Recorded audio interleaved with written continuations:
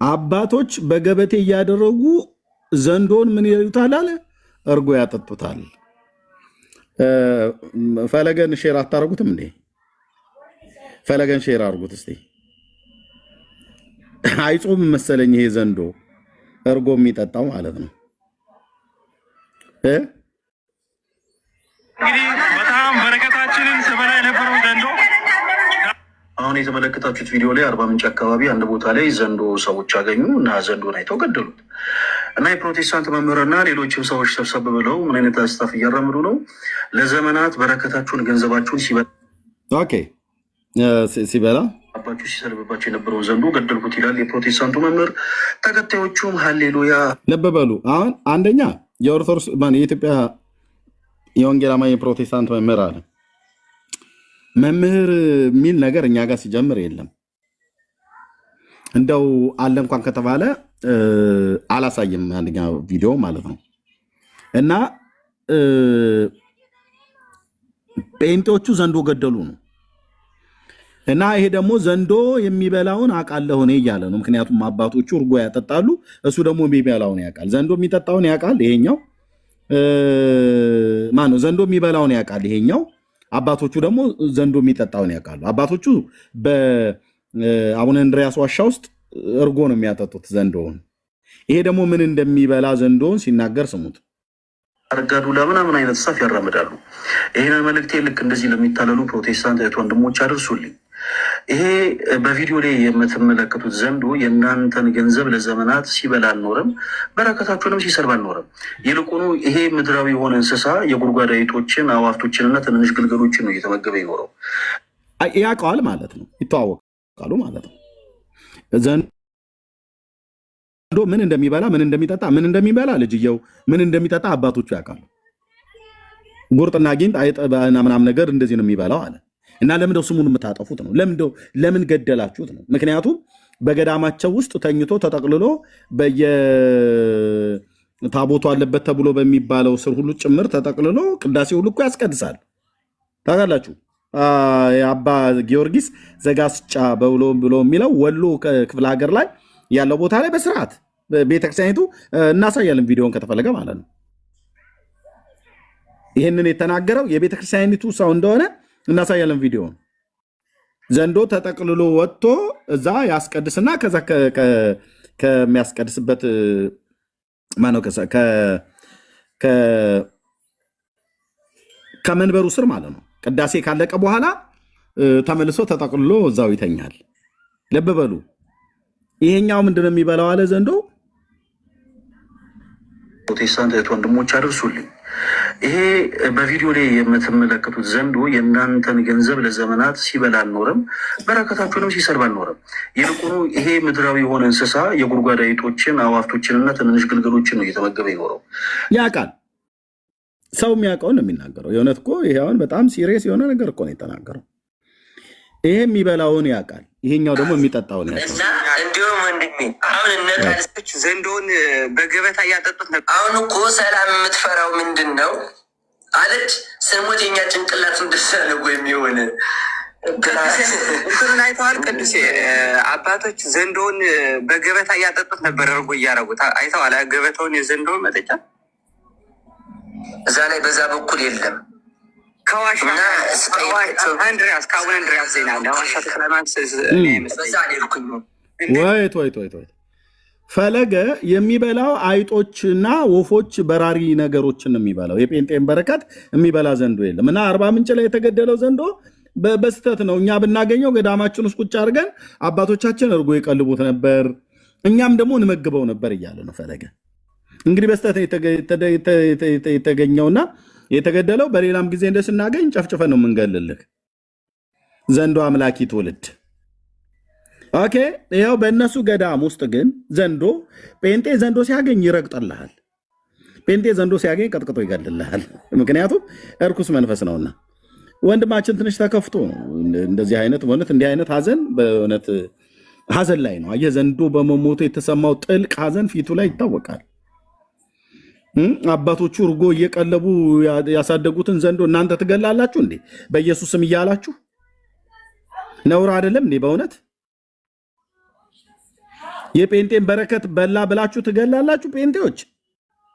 እሱ እኮ ያውቀዋል። እንተ እርግብና ጫጩት ምናምን ነገር ነው እየበላ ያደገው አለ። እና እንደዚህ በዕለተ ሰንበት ሰውን እንደዚህ በሐዘን መምታት የሆነ ተገቢ አይደለም። እንትን ማን ነው መጽናናትን እሺ ኦኬ። በነፈለገ ቤተክርስቲያን ግን ዘንዶ እንደዚህ እንደ ጴንጤስ ያገኙ እየቀጠቀጡ አይገሉም። ሁለተኛ እንዳይለመዳችሁ። ለማንኛውም አዲስ ገዳም እየተሰራ ነው። የአቡነ አረጋዊ ገዳም ከድንጋይ ተፈልፍሎ አዲስ ገዳም እየተሰራ ነው። ታዲያ ምን ይላሉ? ገዳሙ ውስጥ ታፕ ኮፒ ሊንክ ሼር አድርጉት። በጣም ሁለቴ ስትራይክ መጥቶብኛል። ታፕ ኮፒ ሊንክ ሼር አድርጉት። ይሄው የሚጠብቅ ዘንዶ እግዚአብሔር ሰጥቶናል እያሉ ነው። ቆይ ይሄን ቪዲዮ አይተን እንምጣና እኔ በአማርኛ ተረጉምላቸዋለሁ። ታሪክ ወይ ደመና ምስኔ አቡነ አረጋዊ ዝመሳሰል ታሪክ አለው። ያው እዚህ ተጠቅልሎ ተኝቶ ታዩታላችሁ። ሰላም አህዋት አጋጣሚ ሐዘልና ቦታ አቡነ አረጋዊ ደብረ ዳሞ ወይ ደመከረ ታለ ደብረ ዳሞ እና ታለ ጽዋ ወረስ ሐቲ ታለ ሄዶ ወይዳ ያው ወይ ወደ አቡነ አረጋዊ ማህና ታለ ጽዋ ሲሰና ነርከፍ እዚህ ትሪው ዘለኹም ፍልፍል ቤተክርስቲያን ነው ጅምር ዳርጋ አመት መልህ ሐደ ወራ ታሪክ ወለ አመትና 10 ሐደ ወራ ነግሮለ ያው ዳርጋ 5% ሰሪለ ያው ዝገርም ከደማና ማንቲ ሐደ ታሪክ አውዝ ቤተክርስቲያን ዘገጥምናለ ታሪክ ታዩ ያው ለካተም አቡነ አረጋዊ ደብረ ዳሞ ግዲው ገበር ወይም ደመና በተመን ተጠምጥም እንደው ሆም ዝንሪው መስለው ወይማ ተሰላለ ነው። ወገኖች በደንብ ሼር አድርጉት ፕሊዝ ፕሊዝ። እዚህ ያላችሁ ሁላችሁ ለ60 ሰው ለ60 ሰው ማድረግ ትችላላችሁ። በደንብ ቴንክ ዩ። ሐደ ተባቀለው ቤተክርስቲያን ማለት ያው እንደሪያ ለዘለና ያው እዚህ አቡነ አረጋዊ ደመና ይገዳም እዚህ አመርዲያ ወይኑና ሐለው ደመና ያው ቤተክርስቲያን ተቀመጠ። ያው በአቡነ አረጋዊ ገዳም ውስጥ በህይወት ያለ ኦርቶዶክስ እርጎ እያጠጣች እየቀለበች የምታኖረው ዘንዶ ማለት ነው። ጴንጤ ደግሞ 40 ምንጭም ይሁን የትኛውም ሀገር ላይ ሲያገኝ ቀጥቅጦ ይገልልሃል። እናም ደግሞ መጽሐፍ ቅዱስ የሚናገረው እባብን አንበሳውና ዘንዶን ትረግጣለህ ብሎ ስለተጻፈ በመዝሙር 91 ላይ እንረግጥልሃለና ኃይሉን ስልጣኑን ማለት ነው። ይሄ የርኩስ መንፈስ ማደሪያ እንጂ የመንፈስ ቅዱስ ማደሪያ አይደለም። ገዳም የምታስቀምጠው እባብና እግዚአብሔር አብረው ያድራሉ ብለህ የምትል ጠማማና ዘማዊ ትውልድ ንስሐ ነው መግባት ያለብህ። እባብህን እዛው ታቀፈ ተቀምጠ ይኸው ገዳም ውስጥ ተጠቅልሎ አቡነ አረጋዊ ገዳም ውስጥ ማለት ነው። በትግራይ እጅ ከፍንጅ ገና በጣም ብዙ ዘንዶች አስቆጥራለሁ። የራስህን አባቶች እያመጣ ይኸው ጴንጤ ዘንዶ ይገላል፣ ዘንዶ ይረግጣል። ኦርቶዶክስ ዘንዶ ታመልካለች፣ ዘንዶ ገዳም ውስጥ ታስቀምጣለች፣ ዘንዶ እርጎ እየቀለበች ታሳድጋለች። የሁለት ዓለም ሰዎች ነን ብራዘር፣ የሁለት ዓለም ሰዎች ነን። ያው እንደሪያ ዘለና ወዘለ ማሐዚ አትሪ አጋጣሚ ዛሬ ራዲዮ ውስጥ ይዘለ እንዳያችሁት ነው። በጣም ያሳዝናል። አሁን ምን ማድረግ አለብን? ስለ ህዝባችን መጸለይ አለብን። እባብ የሚከበርበት ዘንዶ የሚሰገድለት ዘመን መጥተዋል። ዘንዶ ይጠብቀናል ብለው ቤተክርስቲያናችን ዘንዶ ይጠብቃታል ብለው ለዘንዶ ስልጣን ሰጥተው ህዝባችን ወደ ሲኦል እየነዱት ይገኛል። ያለን አማራጭ እግዚአብሔር አምላክ እንዲረዳን ህዝባችን ነፃ እንዲወጣ ሁላችን ኦኬ። ማርያም ራሱ ዘንዶን እየፈታችሁ ተለቀዋለች። በዘንዶ እየተጠበቀ የሚገኘው ገዳም እኚህ ድንቅ አባት አለቱን ፈልፍለው የሰሯቸው ዋሻዎች በውስጡ የተለያዩ ክፍሎች አሉት። ክፍሎቹም በቅዱሳን ስም የተሰየሙ ናቸው። የመጀመሪያው ክፍል ቤተ በዓታ፣ ከዛም ቤተ ዮሐንስ፣ ቤተ አቡነ ሐራ፣ ቤተ አማኑኤል፣ ቤተ መድኃኔዓለም በመባል ይታወቃሉ። እነዚህ ሁሉ ነገሮች መገኛ ገዳም የዘንዶ አስራ በዓታ ማርያም ገዳም ይሰኛል። ከተመሰረተ ገና 2 ዓመት ያልሞላው ገዳም በመጀመሪያ አቀማመጡ ቦታው የጣዖት ማምለኪያ እንደነበር አባታችን ይናገራሉ። በዚህ ቦታ ቁንጮ ያለው ዘንዶ ይመለክ ነበር። በሬ ይታረድለታል፣ በግ ይሰዋለታል። በዙሪያው ከ20 በላይ ጸበሎች አሉ። ወደፊት ግን 44 ጸበሎች ይፈልቃሉ ተብሎ ነው በአባታችን በመልአከ ሰላም በኩል ያለው የታየው ራእይ። በቦታው ያለው ዘንዶ ሰው ወጥቶ እንዳያስደነግጥ ፈጥና ለምታማልደው ለእናታችን ለቅድስት ድንግል ማርያም መስራቹ አባታችን ቢነግሯት ጸሎታቸውን ልመናቸውን ሰምታ ዘንዶን አሰረችላቸው። አደጋ ጊዜ ግን ሲመጣ ራሷ እመቤታችን ትለቀዋለች። አባታችን መልአክ አየ ራሷችን እመቤታችን ብለው የሚሏት ከዘንዶ ጋር በጣም ቀረቤት አላት። ወዳጅ ናቸው። ሲያሻት ይዘዋለች። ሲያሻት እንደ ውሻ እንደሚለቁ ትለቅብሃለች። ዘንዶን ትለቅብሃለች። ልታስነክስ ዘንዶን አትረቅጠውም። ዘንዶን አትገድለውም። ትይዘዋለች። ከዛ እንደገና ደግሞ ትለቀዋለች። ዘንዶን ማለት ነው። ሂድ ንከሳቸው፣ ዋጣቸው ብላ ማለት ነው። ራሷ ከዘንዶ አትሻልምና የቷ እቺ በስዕል ላይ የምታዩት ራሷ ከዘንዶ አትሻልም። በግሪክ ሀገር እባብ ብለዋ ላይ የሚጨፍርባት የሚደንስባት ናት። ቪዲዮ አሳያለሁ።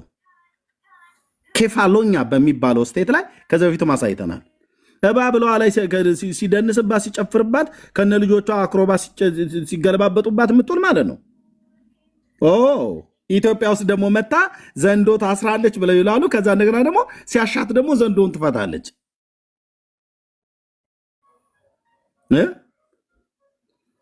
እሺ እዚህ ቅዱስ ቦታ ላይ ይሄ ቅዱስ ቦታ 5 ነብሮች ከላይ ቦሌ አራሳ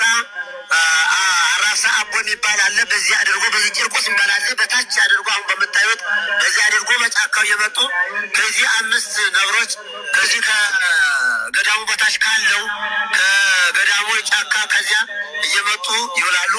አንድ ቀን ከቦሌ አራሳ አቦ ይደርሳሉ። በዚያ እንደገና ተመሶ እዚህ ደርሰው ይወጣሉ። ገዳሙን ልክ እንደ አቡነ ተክለ ገብረ መንፈስ ቅዱስ ባለሟት በተሰጣቸው መሰረት ከአራብሳ አቦ ተነስተው ከዚህ ከስላሴ ገዳም ተነስተው ከአራብሳ አቦ የሚጎበኙ 5 ነብሮች አሉ። እኒህ በገዳሙ በዚህ በጫካ ውስጥ ሲመላልሱ ይገኛሉ። ዘንዶ አሁን ከምታዩት ከዋሻው ቤተክርስቲያን ከላይ አሁን ከምታዩት ከ3ቱ ሾላዎችና ከጽዱ ስር ካለው በታች ላይ ትልቅ ዘንዶ አለ። ይሄ ሌሊት ሰዎች ራቅ ሲሉ ወደ ቤተ መቅደሱ መጥቶ ገብቶ ይሄዳል። ለአገልግሎት ስንሄድ ከጫካው እየገባ ያለ ቤተክርስቲያኑን ገዳሙን የሚጠብቅ ዘንዶ ነው። አሁን ቅድም እዚህ ቅዱስ ቦታ ላይ ይሄ ቅዱስ ቦታ 5 ነብሮች ከላይ ቦሌ አራሳ አቦ የሚባል አለ። በዚህ አድርጎ በዚህ ቂርቆስ የሚባል አለ። በታች አድርጎ በጣም ሪፖርት አለ ወንድሞች፣ በጣም ሪፖርት አለ። ሪፖርት በጣም አለ። እዚሁ ቁጭ ብላችሁ ላይቭ ሰስፔንድ እየሆነ ነው። እዚሁ ቁጭ ብላችሁ ማድረግ እየቻላችሁ ማለት ነው። አብዛኞቻችሁ ታብም ማድረግ እየቻላችሁ ሼርም ማድረግ እየቻላችሁ ያው እንግዲህ ታውቃለህ የዘንዶ መንፈስ ምናልባትም እዚህኛው ጉት ውስጥ ያለ ሰዎች አብረው ሊጋሩ የሚችሉ ሰዎች አይጠፉ። ግን ለምን ሼር እንደማታደርጉት አይዶ ነው ወንድሞች እና እህቶች፣ ለምን ሼር እንደማታደርጉ አይዶ ነው። ይህንን ያመጣሁት ለምንድን ነው? ይሄ ሰው በሀዘን ላይ ነው ያለው። በጣም እውነት እግዚአብሔር መጽናናትን ይላክለት ብለን በል እንግዲህ የሚያጽናና እግዚአብሔር ነው። በእርግጥ ለምንድነው ፊቱ እንደዚህ ያዘነው የጠቆረው? ዘንዶ ተገደለ። ምን ያገናኛቸዋል ታዲያ ከዚህ ልጅ ጋር?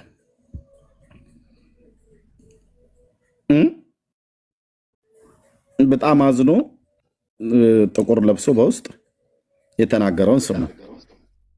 ዘንዶ በረከታችሁን አልበላም ከሱ ላይ ውረዱ አይነት ነገር ነው እየተናገረ የነበረው ማለት ነው። ይኸው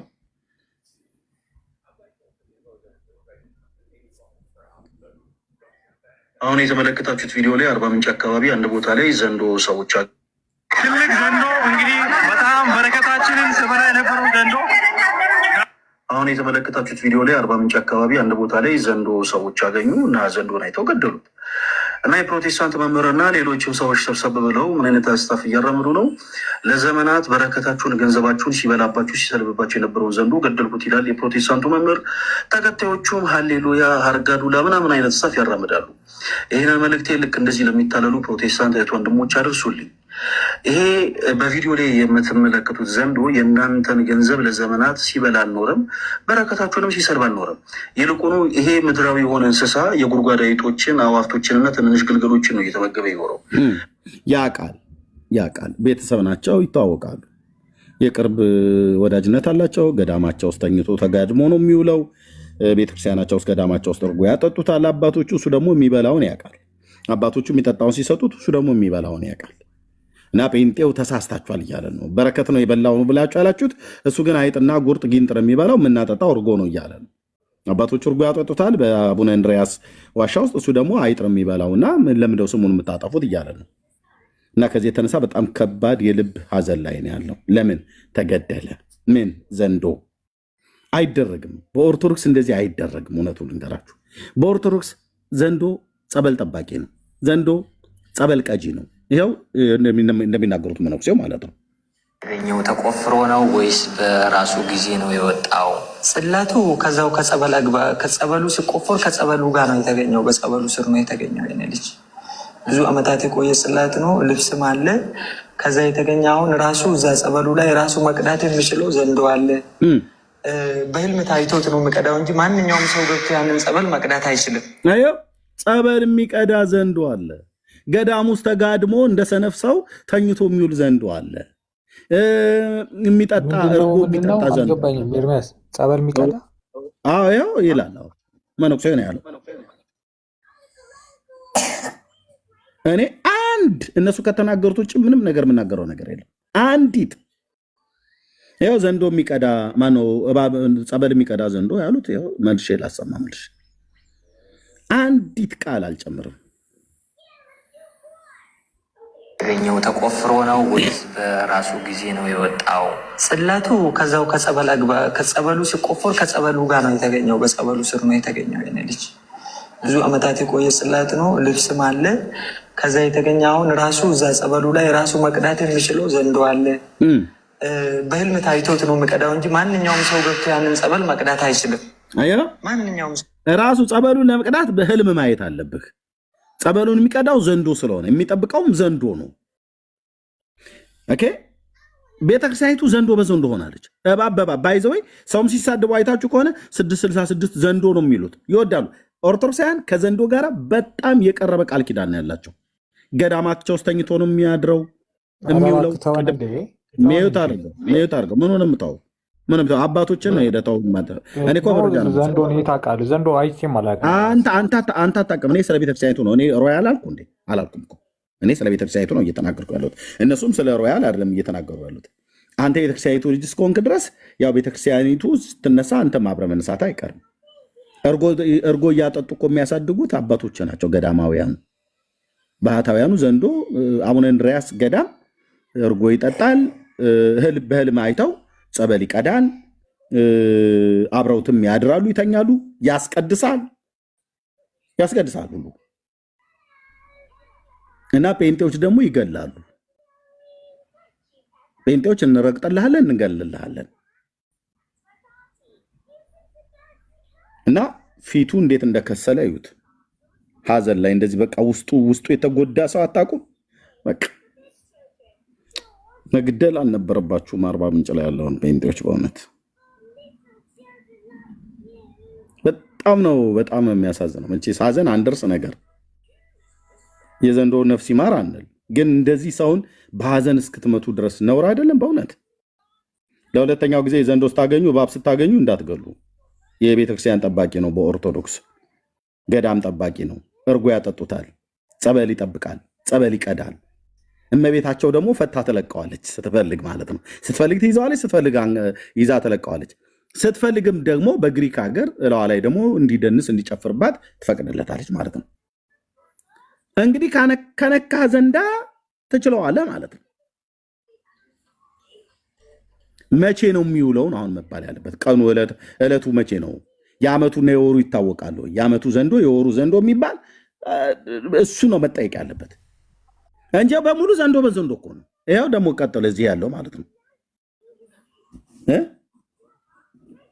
የትኛውን ያላየ ነው? ቆይ ስንት ዘንዶች እኮ አሉ አልኩ። በቃ በኋላ እገባለሁ።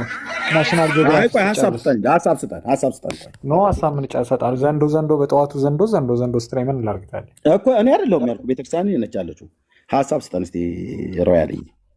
አንተ ሚዛናዊ ነገር እየተናገርክ እንዳለ ዘንዶ አይ ነው ሚዩት አታርጉት። ቆይ ወንድምነት ይቀጥል፣ ያውራ። ሰጥቸው ነው ሄድበት እስቲ ዘንዶ ላይ ኖ መቼ ዕለት ገብቼ ነው የምልህ ጓደኛዬ እንዳጋጣሚ እዛ ሎስ አንጀለስ የሚኖር አንድ ጓደኛ አለኝ እና አንተን ሼር አድርጎኝ ኖርማሊ እንትን ጓደኛ እንትን ምነው ጀለስህ የኔታንያሁን እያካሄደ ነው ምናምን ብሎኝ ማለት ነው። ገብቼ ሳናግር ትዝ ይላል። አውቄያለሁ። አውቀኝ ነበር በዶላር ምልክቷ የመጣው። አዎ። እና በጣም ደስ ብሎኛል። እኔ እስራኤልን በጣም ስለምደግፍ አንተ ደግሞ እንደዛ ብሪፍ ስታደርግ ማለት ነው አፕሪሼት አደረኩ። ገብቼ እኮ ያ ቴንክ በጣም ነው የማመሰግነው። እሱ ላይ ሰምቻለሁ በወቅቱ። እዚህ ዘንዶ ላይ ምን ትላለህ እስኪ? ዘንዶን ያላቅም እባክህ። እኔ አሁን ቁርሴ ቤተክርስቲያን ያወቀች ካህናቱ እያሳወቁ እየተናገሩ ገዳም ውስጥ ተጠቅልሎ እንደዚህ ተኝቶ እያየ በቪዲዮ የተቀረጸ አቡነ እንድሪያስ ዋሻ በርጎ እያደገ ደብረ ዳሞ ተኝቶ እየዋለ ዘንዶን ያዛል። ዘንዶ ራሱ ይፈራል፣ እንደዚህ አይነት ቦታዎችን ይጠብቃል ምናምን ለማለት ሊሆን ይችላል። ኖርማሊ የማላውቀው ነገር ላይ ዲቴል ማውራት አልችልም። ግን ማን ነው የሚጠብቀው? ቤተክርስቲያን ምናምን ሊጠብቅ ይችላል ብለው ሊሉ ይችላሉ። እኛ ምን እናውቃለን? ቤተክርስቲያን በዘንዶ ነው የምትጠብቀው እንዴ? አላውቅም። እኔ በዘበኛ ነው የማውቀው እኮ። ታዲያ በዘንዶ ይጠበቃል እያሉ የሚሉት ቤተክርስቲያን እኛ አናውቅም። አሁን እኮ በጣም እኮ በነገራችን ላይ እንደዚህ አይነት ነገሮች ላይ የማታውቃትን ቤተክርስቲያን ነው እንደ ሮያል ታዲያ የምትከራከርላት መተን በማን እንደምትጠበቅ እንኳን የማታውቃት ቤተክርስቲያን የምትጠበቀው በዘበኛ ነው አልኩ። ዘበኞቹ በዘንዶስ ነው ብለው የሚሉት በዘንዶ ነው ብለው የሚሉትስ ምን እናርጋቸው? እኔ አናውቅም። እኔ እንደዚህ አይነት ነገር ውጭ ነኝ በእናትህ። እኔ እንደዚህ ዘንዶ ምናምን አላውቅም። እኔ አሁን ጦርነቱን የእስራኤልና የኢራንን ጦርነት እሱን ተነጋግረናል። እሱን የአርዕስት ማስቀየሪያ ካልሆነ በስተቀር እሺ፣ እሱኛው ላይ ሀሳብ መስጠት ካልቻልክ አቡነ ተክለ ሃይማኖት በማን ነው እግሩ የተቆረጠው? እኔ እግራቸው መቆረጡንም አላውቅም። ፎቶውን ግን አይተዋል አይደል? እግሩ ተቆርጦ። አዎ። ግን በነገራችን ላይ ምን አለ መሰለህ እንደዚህ አይነት ታሪኮች ውጭ ነኝ እኔ ብዙ ጊዜ። ይገርምሃል። ለምንድን ነው ብትለኝ አቡነ ገብረ መንፈስ ቅዱስ ምናምን ብትለኝ አላውቅም። ለምን ነው ከዚህ ታሪክ ውጭ የምትሆነው? ለእኔ አንድ ጥቅም ያስገኝልኛል ብዬ ስለማላስብ ብዙም አላነብምም፣ መከታተልም አልፈልግም። በቃ ይሄ የራሴ ነው። ቤተክርስቲያኒቱ የምታስተምረውን ትምህርት አታምንበትም ማለት ነው? ኖ አለማመን ሳይሆን አሁን ለምሳሌ እኔ ልጄ ልጅ አሁን እያደገች ነው። አሁን ልጄ ወደፊት እንደዚህ አይነት ታሪኮች ብነግራት በቃ ግራ የሚገባትን ታሪክ እንደዚህ አይነት ነገሮች ሊገባት አይችልም። ስለዚህ እኔ የሚገባኝን መጽሐፍ ቅዱስ ባነብ እመርጣለሁ ለራሴ። ታዲያ አንተ ለራስህ ልጅ ሮያልዬ፣ ቆይ ለራስህ ልጅ እንደተጠንቀቀ ነገ ልጄም በነግራት ሊያሳፍር የሚችል ታሪክ፣ ግራ ሊያጋባት የሚችለውን ታሪክ እኔ ዝም ብያ ገንዘብ አድርጌው አክሴፕት አድርጌ ለልጄ ነገ እምነትሽ ይሄ ነው፣ እምነታችን ይሄ ነው፣ ከእናቴ ከአባቴ የተቀበልኩት ይሄ ነው፣ አንቺም ተቀበይ ብዬ ስለ እባብና ስለ ዘንዶ ላወራት አልችልም ብለህ ለልጅ ይሄን ያህል ከተጠነቀቅ ለዚህ ትውልድ ለምን ደግሞ አትጠነቀቀው? እዚያውም በጣም ብዙ ኦርቶዶክሳውያን ገብተዋል። ከእባብ ጋርና ከዘንዶ ጋር እንደዚህ አይነት ዕቃ ጨዋታ የሚጫወቱ በገዳም ውስጥ እየተኛ በገዳም ውስጥ እርጎ እየተቀለበ እየጠጣ የሚያድግ ዘንዶን ቤተክርስቲያን ጠባቂ ነው፣ ጸበል ጠባቂ ነው፣ ይቀዳል፣ ያሳልማል፣ ይቀድሳል፣ ያስቀድሳል እያሉ ብሎ የሚሉትን ለምን አንዳትላቸውም? ለልጅ ሀገር ቤት ባለ በኑሮ ውድነት ሰው የሚበላው አቶ ዘንዶ እርጎ እየሰጡ ነው የምትለው አልገባኝም። ላሰማህ መልሼ ላሰማህ። አይቶቶ ዘንዶ ናሽናል ጂኦግራፊ ሆነ እኮ። ይኸውልህ ግን ምን አለ መሰለህ እንደዚህ አይነት ነገሮችን ብዙዎቻችን እኛ አናውቅም፣ ሙሉ ለሙሉ አናውቅም ማለት እችላለሁ። እኔ አሁን ኦርቶዶክስ ነኝ፣ ያውም ደግሞ አክራሪ ኦርቶዶክስ በጣም እምነት የሚደግፍ ሰው ነኝ እና እንደዚህ አይነት ነገሮች አይገባኝም። እኔ ለማይገባኝ ነገር ጊዜ ለምን እሰጣለሁ? ለምሳሌ እዚህ ያሉትን አንድ ሁለት ሰዎች ልጠይቅ። ቆይ አንድ ሁለት ሰዎች ልጠይቅ። ዳንዬ ማይክ ክፈት ካለ ዳኒ አለህ? ዳኒ ኦርቶዶክስ ሆነ እንዴ? እሺ ወንድም ነህ? እንዴት ነህ? ሰላም አለሁ። እንዴት ናችሁ? ደህና ነን። ዘንዶ ቤተክርስቲያን ይጠብቃል፣ ጸበል ይቀዳል ምናምን ነገር እንደ ሲባል ሰምተህ አታውቅም?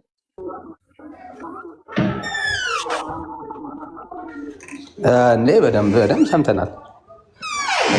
በጣም ነው የማመሰግነው። መሲ ያለሽ?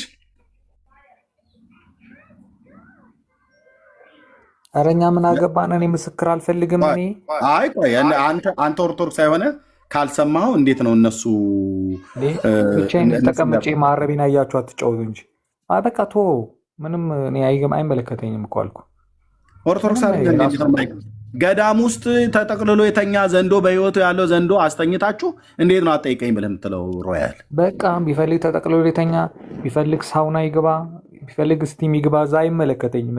እኔ መጽሐፍ ቅዱስን ማንበብ ነው የሚመለከተኝ አልኩ። እንዴት ነው የማይመለከት? አንተ ኦርቶዶክሳዊ አይደለህ ወይ እኮ ነው የምለው። እውነቱን ለምን ነው ዲና የምታደርገው? ለምንድን ነው እኛ ኦርቶዶክሳውያን የሚመለከተንን ነው የምናነበው እንጂ ዘንዶ ተጠቅልሎ ተኛ፣ ስፖርት ሰራ፣ እዛ ጂም ይሰራል ብትለኝ እኔ አይመለከተኝም። እንዴት አውቀዋለሁ? ታሪኩን የማውቀው እኔ ቤተክርስቲያን የምታስተምረኝን ተጠምቆ ስለመዳን ስለ ጻድቃን ሰማዕታት ምናምን የምትጠመቅበትን እኮ ጸበል የሚጠብቀው እኮ ዘንዶ ነው እኮ አሉ ቆሞሱ። እንደዛ አሉ። አሁን ለምሳሌ የምትጠመቁበትን ውሃ እኮ የሚጠብቀው ዘንዶ። አገላለጽ ሜታፎሪክ ይሁን ምን አናውቅም። እኔ ሰውዬ እንደዛ ሲናገሩ አሁን ማን ይሙት ዘንዶ ቆሞ ሰው እየጠመቀ ነው አይመስለኝም። ስለዚህ አገላለጻቸው ራሱ ትርጓሜ ኑሮ አናውቅም። ስለዚህ አሁን እኛ ሜታፎሪክ አሁን በምን እናውቃለን ታዲያ?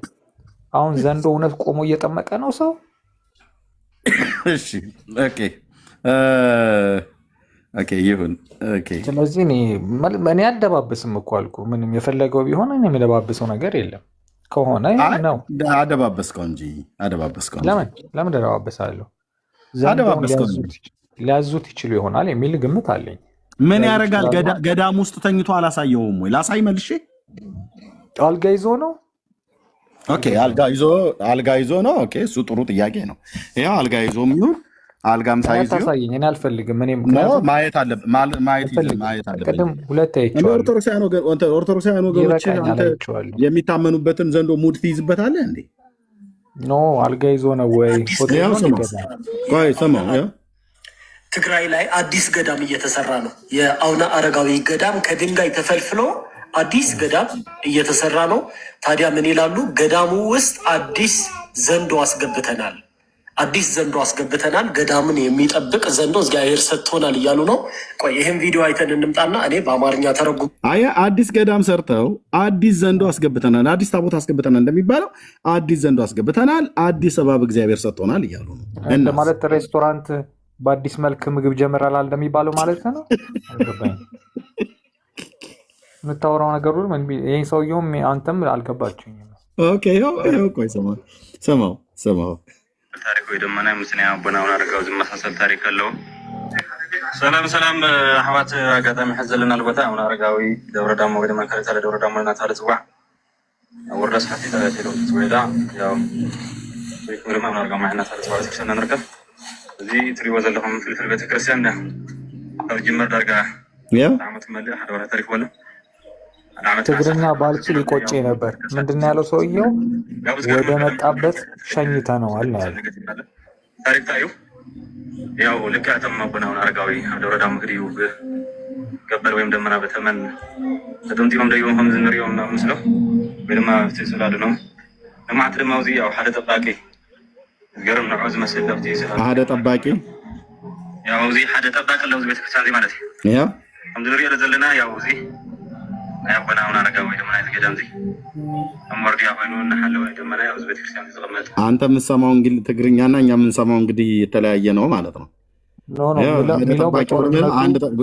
ገዳሙን የሚጠብቀው ይኸው ዘንዶ እኮ በጦርነቱ ፈርቶ መጥቶ ቤርጎ ይዞ ነው።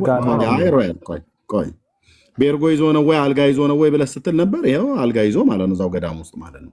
አልጋ ብለህ ካልከው የቤተክርስቲያን ጠባቂ የገዳም ጠባቂ ሆነው ያው ንሪኦ ዘለና በዘለ ማሕዚ ባትሪ አጋጣሚ ላዴ ውሽጥ ይዘለ ችናት ኦርቶዶክስ በእውነት ችነች። በዚች ሃይማኖት መኖር ምንኛ መታደል ነው ይለዋል።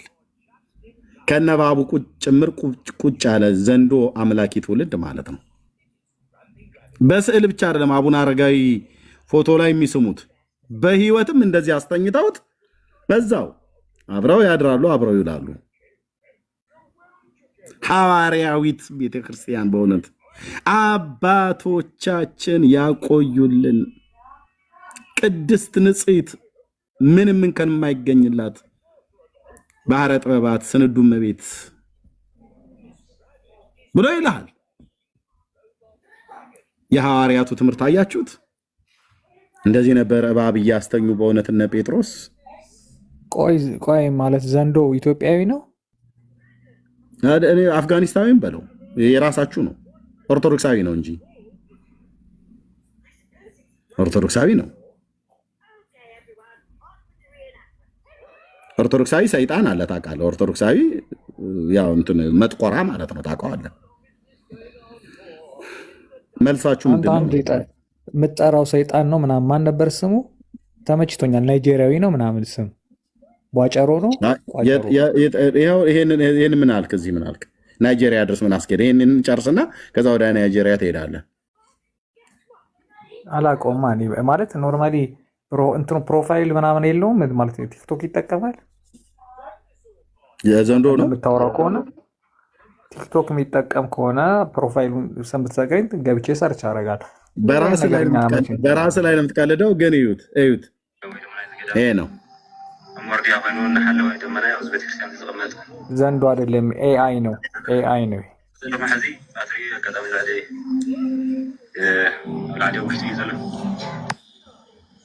እንዳያችሁት ነው። በጣም ያሳዝናል። አሁን ምን ማድረግ አለብን? ስለ ህዝባችን መጸለይ አለብን። እባብ የሚከበርበት ዘንዶ የሚሰገድለት ዘመን መጥተዋል። ዘንዶ ይጠብቀናል ብለው ቤተክርስቲያናችን ዘንዶ ይጠብቃታል ብለው ለዘንዶ ስልጣን ሰጥተው ህዝባችን ወደ ሲኦል እየነዱት ይገኛል። ያለን አማራጭ እግዚአብሔር አምላክ እንዲረዳን ህዝባችን ነፃ እንዲወጣ ሁላችን መጸለይ አለብን። ሁላችን ስለዚህ ጉዳይ ለእኛ ለወንጌል አማኞች ይሄን የምናደርገው ኦኬ መጸለይ አለብን። ለዚች ቤተክርስቲያን እውነቴ ነው እያምላችሁ እንደ ቤተክርስቲያን ነው እባብ እየቀለበች የምታሳድገው እንደ ቤተክርስቲያን። ይሄ ሐሰት አይደለም። የራሷ ልጆች እየመሰከሩ ያሉት ነው። ሀገር ቤት እህል የሚኖርበት ቪዲዮ አደረግኩ እና ያለ እኔ እምነቴ ነው። አሁን እኮ ሰላም የምትፈራው ምንድን ነው አለች። ስንሞት የኛ ጭንቅላት እንደሳለጎ የሚሆን እንትኑን አይተዋል። ቅዱሴ አባቶች ዘንዶውን በገበታ እያጠጡት ነበር፣ እርጎ እያረጉት አይተዋል። ገበታውን የዘንዶውን መጠጫ እዛ ላይ በዛ በኩል የለም። ከዋሻ አንድሪያስ ከአቡነ እንድሪያስ ላይ ናለ ዋሻ ተክለሃይማኖት እኔ አይመስለኝም። እንደገና ደግሞ እንትኑን ምንድን ነው ይባላል ሀገር ቤት ዋሻ እንድሪያስ የሚባለው ሰሜን ሸዋ ውስጥ ነው። አባቶች በገበቴ ምን ያጠጡታል? እርጎ። ዓርብ ሮብ አይጾም ማለት ነው የኦርቶዶክስ ዘንዶ። እርጎ ዘንዶ ያደልቡልሃል። ጴንጤ ኦርቶዶክስ ያደለበችን ዘንዶ እንትን ዘንዶ ራሱ ጀዝቦ ነው ማለት ምንም ነገር ሰው አይነካም። ምንድን ነው እንደዚህ ያክል ፍሬንድሊ ነው። ዘመዶቹን ያውቃል። ዘመዶቹን ያውቃል። ዘመዶቹ ናቸው ማለት ነው። ዘመዶቹን ያውቃል። በሃይማኖት ታዲያ እንዴት ዘመዶቹ ባይሆን በሃይማኖት ስምምነት ባይሆናችሁ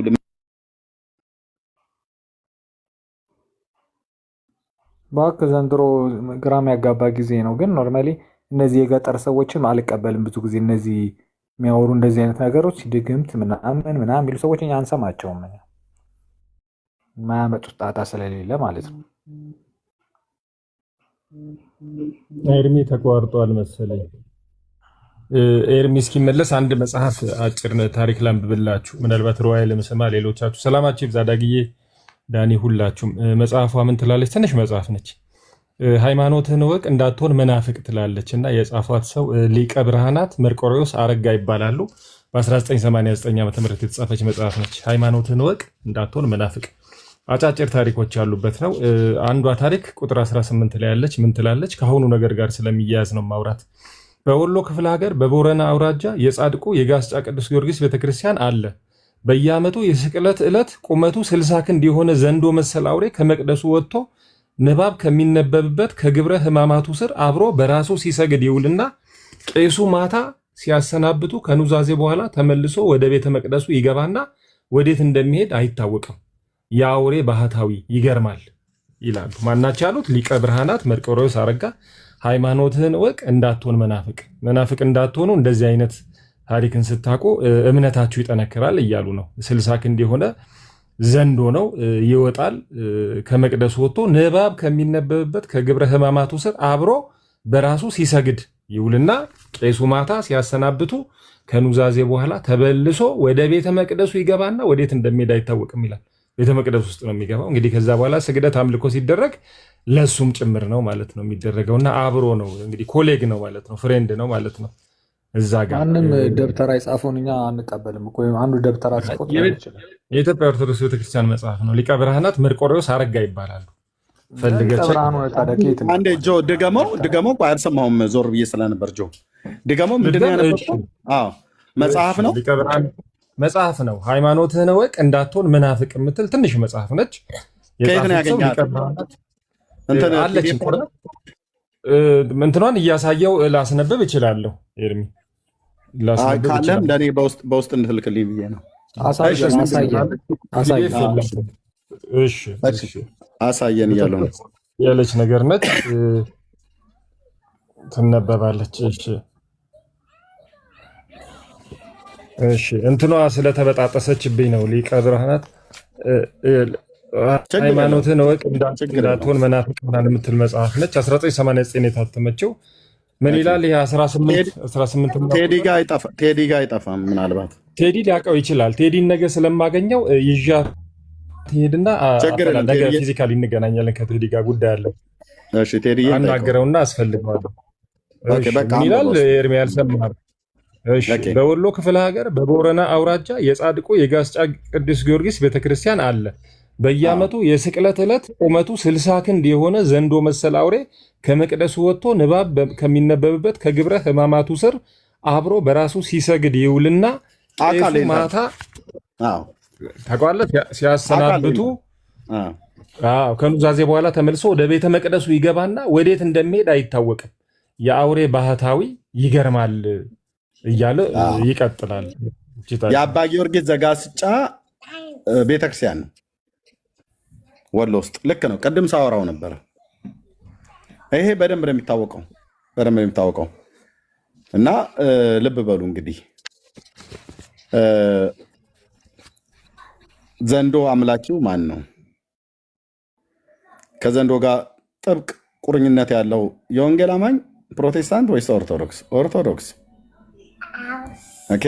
ይጠብቁ ዘንድ መላእክቱን ስለአንተ ያዛቸዋል ነው ተብሎ የተባለው። እኛ እግዚአብሔር ራሱ ነው የሚጠብቀን። ሲጠብቀን መላእክት ልኮ ሊጠብቀን ይችላል። ስሙን የማናውቀው በስጋ አይናችን የማናያቸው የእግዚአብሔር ብርሃናውያን የሆኑ ቅዱሳን መላእክት አሉ። ክብር ይግባቸውና አንልም። ብራዘር ክብር ይግባውና ጌታ ማለት ነው እሱ መላእክትን ስለአንተ ያዛቸዋል ብሏል። የተገለጠው የእግዚአብሔር መልአክ መጥቶ ይጠብቀናል፣ ከተለያየ ነገር ያድነናል። እግዚአብሔር ልኮት ማለት ነው። በጴንጤ ቤት እንደዚህ ነው የምናውቀው እኛ።